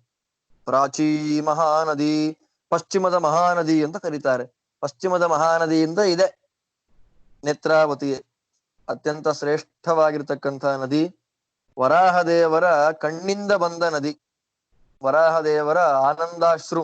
ವರಾಹದೇವರ ಹಲ್ಲಿಂದ ಬಂದದ್ದು ತುಂಗ ಮತ್ತು ಭದ್ರ, ವರಾಹದೇವರ ಹಿಂಭಾಗದಿಂದ ಬಂದದ್ದು ವೇದಾದ್ರಿ, ಮುಂದೆ ಬರುತ್ತೆ ಅದು. ಅದೇ ಯಾವ ಸುವರ್ಣ ನದಿ. ಅದಾದ ನಂತರದಲ್ಲಿ ವರಾಹದೇವರ ಆನಂದಾಶ್ರು, ವರಾಹದೇವರ ಆನಂದ ಬಾಷ್ಪವೇ ನೇತ್ರಾವತಿ ಸರಿತು, ನೇತ್ರಾವತಿ ನದಿ. ಇವತ್ತದನ್ನ ಕುದುರೆ ಮುಖ ಅಂತ ಕರೀತಾರೆ. ಆಕ್ಚುಯಲ್ ಆಗಿ ಅದು ಹಂದಿ ಮುಖ ಆಗ್ಬೇಕದು. ಅಯೋಗ್ಯರಿಗೆ ಹಂದಿ ಮುಖ ಯಾವುದು ಕುದುರೆ ಮುಖ ಯಾವುದು ಅಂತ ಗೊತ್ತಿಲ್ಲ, ಅದನ್ನ ಕುದುರೆ ಮುಖ ಅಂತ ಕರೆದು ಬಿಟ್ರು. ಕುದುರೆ ಮುಖ ರಿಸರ್ವ್ ಫಾರೆಸ್ಟ್ ಅಂತ ಇದೆ ಇವತ್ತು. ಕುದುರೆ ಮುಖ ರಿಸರ್ವ್ ಫಾರೆಸ್ಟ್ ಅಂತ ಹೇಳಿ ಕಾಯ್ದಿಟ್ಟ ಅರಣ್ಯ ಪ್ರದೇಶ ಅಂತ ಚಿಕ್ಕಮಗಳೂರು ಡಿಸ್ಟ್ರಿಕ್ಟ್ ಅಲ್ಲಿ ಕರ್ನಾಟಕದಲ್ಲಿ ಅದು ಬರುತ್ತೆ. ಇನ್ನು ಶೃಂಗೇರಿಯ ಹತ್ತಿರದಲ್ಲಿ ಬರುತ್ತದು. ಅಲ್ಲಿ ಸಂಸೆ ಅಂತ ಒಂದು ಪ್ರದೇಶ ಇದೆ, ಪರಮಾದ್ಭುತವಾಗಿರ್ತಕ್ಕಂತಹ ಜಾಗ. ಅಲ್ಲಿಯೇ ನೇತ್ರಾವತಿ ಹುಟ್ಟುವಂಥದ್ದು. ಅದ್ಭುತವಾದಂತಹ ಜಾಗ ಅದು. ನೇತ್ರಾವತಿ ನದಿ ಅತ್ಯಂತ ಶ್ರೇಷ್ಠವಾದಂತಹ ನದಿ. ನಿತ್ಯದಲ್ಲಿಯೂ ಕೂಡ ನಾವು ಚಿಂತನೆಯನ್ನ ಮಾಡಬೇಕು. ಭಾಗವತದಲ್ಲಿ ಯಾವ ಯಾವ ನದಿಗಳ ಸ್ನಾನವನ್ನ ಮಾಡೋದರಿಂದ ಪುಣ್ಯ ಬರುತ್ತೆ, ವಿಷ್ಣು ಭಕ್ತರಾಗ್ತೇವೆ ನಾವು, ಪರಮಾತ್ಮನಲ್ಲಿ ಅಪ್ರತಿಹತವಾದ ಭಕ್ತಿ ನಮಗೆ ಹೇಗೆ ಬರಬೇಕು ಅಂದ್ರೆ ಯಾವ ಯಾವ ನದಿ ನೀರ ಸ್ನಾನ ಮಾಡಬೇಕು ನಾವು ಅನ್ನೋದನ್ನ ಭಾಗವತ ಹೇಳ್ತಾ, ತಾಮ್ರಪರ್ಣಿ ನದಿ ಯತ್ರ ಕೃತಮಾಲಾಪಯಸ್ವಿನಿ ಕಾವೇರಿ ಚ ಮಹಾಪುಣ್ಯ ಪ್ರತೀಚಿ ಚ ಮಹಾನದಿ ಯೇ ಪಿಬಂತಿ ಜಲಂ ತಾಸಾಂ ಮನುಜಾ ಮನುಜೇಶ್ವರ ಪ್ರಾಯೋ ಭಕ್ತಾ ಭವಿಷ್ಯಂತಿ ವಾಸುದೇವೇ ಮಲಾಶಯ ತಸ್ಮಾನ್ನದ್ಯೋ ಮಹಾಭಾಗಾ ಸೇವನೀಯೋ ದ್ವಿಜೋತ್ತಮೈಃ. ತಾಮ್ರಪರ್ಣಿ, ಕೃತಮಾಲಾ ಇವತ್ತು ಘೃತಮಾಲಾ ಅಂತ ಆಗಿ ನೈಯಾಟಿಕರ ಅಂತ ಆಗ್ಬಿಟ್ಟಿದೆ ಕೇರಳ ಪ್ರಾಂತ್ಯದಲ್ಲಿ. ತಾಮ್ರಪರ್ಣಿ ಇರೋದಲ್ಲಿ ತಿರುನಲ್ವೇಲಿ ಪ್ರಾಂತ್ಯದಲ್ಲಿ ಹರಿಯುವಂತಹ ನದಿ ತಾಮ್ರಪರ್ಣಿ. ಕೃತಮಾಲಾ ಕೇರಳ ಪ್ರಾಂತ್ಯದಲ್ಲಿ ಹರಿಯುವಂತಹ ನದಿ ಪಯಸ್ವಿನಿ. ಕಾವೇರಿ ಕರ್ನಾಟಕ ತಮಿಳುನಾಡು ಪ್ರದೇಶಗಳಲ್ಲಿ ಹರಿಯುವಂತಹ ನದಿ. ಮತ್ತೆ ಪ್ರತೀಚೀಚ ಮಹಾನದಿ, ಪ್ರತೀಚಿ ಪಶ್ಚಿಮ ದಿಕ್ಕಿನ ಮಹಾನದಿ, ಅದೇ ನೇತ್ರಾವತಿ. ಆ ನೇತ್ರಾವತಿ ನದಿಯಲ್ಲಿ ಸ್ನಾನ ಮಾಡೋದ್ರಿಂದ ಪರಮಾತ್ಮನಲ್ಲಿ ವಿಶೇಷವಾದ ಭಕ್ತಿ ಬರುತ್ತೆ ಅಂತ ಅನ್ನುವುದು ಭಾಗವತದ ಮಾತು. ಆ ಭಾಗವತದ ಒಂದು ಮಾತಿನ ಎಳೆಯನ್ನ ಹಿಡ್ಕೊಂಡು ವಾದಿರಾಜ ಸ್ವಾಮಿಗಳವರು ಅತ್ಯದ್ಭುತವಾಗಿರತಕ್ಕಂಥ ಈ ನೇತ್ರಾವತಿ ನದಿಯ ಅಭಿಮಾನಿ ದೇವತೆಯನ್ನು ಹೊಗಳುತ್ತಾ ಇದ್ದಾರೆ. ವರಾಹನಯನಾನಂದ ಧಾರಾ ನೇತ್ರಾವತಿ ಸರಿತ್ ಶುಷ್ಕಾಂ ತದ್ಭಕ್ತಿ ಲತಿಕಾಂ ಉಷ್ಣಾತಿ ಕಥಮನ್ಯಥಾ. ವರಾಹ ನಯನಾನಂದ ಧಾರಾ ನೇತ್ರಾವತಿ ಸರಿತ್ ಶುಷ್ಕಾಂ ತದ್ಭಕ್ತಿ ಲತಿಕಾಂ ಉಷ್ಣಾತಿ ಕಥಂ ಅನ್ಯಥಾ. ನೇತ್ರಾವತಿ ಸರಿತ್ ವರಾಹದೇವರ ಕಣ್ಣಿನಿಂದ ಹುಟ್ಟಿ ಬಂದ ನದಿ, ಆದ್ದರಿಂದ ಅದು ಆನಂದಾಶ್ರು. ವರಾಹದೇವರಿಗೆ ದುಃಖಾಶ್ರು ಇಲ್ಲ, ಆದ್ದರಿಂದ ವರಾಹದೇವರ ಆನಂದಾಶ್ರು. ನೇತ್ರಾವತಿ ಸರಿತಿ, ನೇತ್ರಾವತಿ ನದಿ ಯಾವುದು ವರಾಹ ನಯನಾನಂದಧಾರ, ವರಾಹ ದೇವರ ಆನಂದಾಶ್ರುವೇ ಪ್ರವಾಹ ರೂಪದಲ್ಲಿ ಬಂದಿರತಕ್ಕಂಥ ನದಿ. ಇಲ್ಲ ಅಂತ ಆಗಿದ್ದಿದ್ರೆ ದೇವರಲ್ಲಿ ಭಕ್ತಿಯೇ ಇಲ್ಲ, ಒಣಗಿ ಹೋಗಿದೆ ದೇವರಲ್ಲಿ ಭಕ್ತಿ. ಭಕ್ತಿ ಎಂಬತಕ್ಕಂತಹ ಲತಾ ಭಕ್ತಿ ಎಂಬತಕ್ಕಂತಹ ಬಳ್ಳಿಯನ್ನ ಪುನಃ ಚಿಗುರುವಂತೆ ಮಾಡುವಂಥದ್ದು ನೇತ್ರಾವತಿ ನದಿಯ ಮಹತ್ವ. ಆದ್ದರಿಂದ ನೇತ್ರಾವತಿ ನದಿಯಲ್ಲಿ ಸ್ನಾನವನ್ನ ಮಾಡೋದ್ರಿಂದ ದೇವರಲ್ಲಿ ಭಕ್ತಿ ಎನ್ನುವುದು ನಮಗ್ ಚಿಗುರುತ್ತೆ.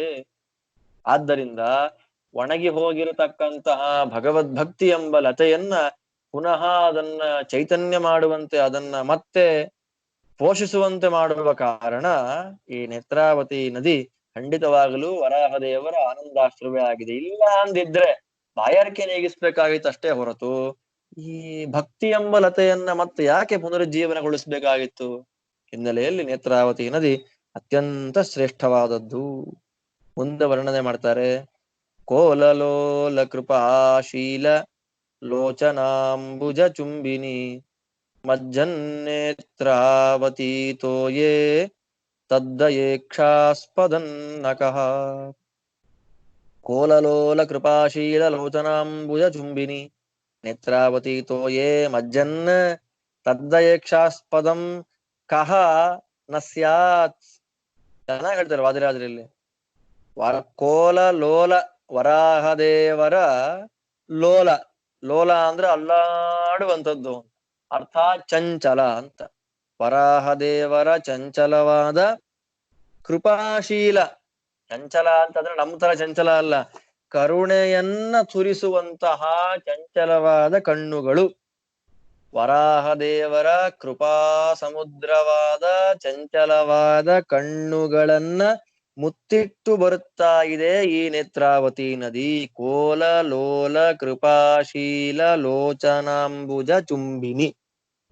ಕಣ್ಣುಗಳೆಂಬ ವರಾಹದೇವರ ಚಂಚಲವಾದ ದಯಾಪೂರ್ಣವಾದ ಕಣ್ಣುಗಳೆಂಬ ಕಮಲವನ್ನ ಮುತ್ತಿಟ್ಟು ಹರಿದು ಬರುತ್ತಿರುವುದೇ ನೇತ್ರಾವತಿ ನದಿ.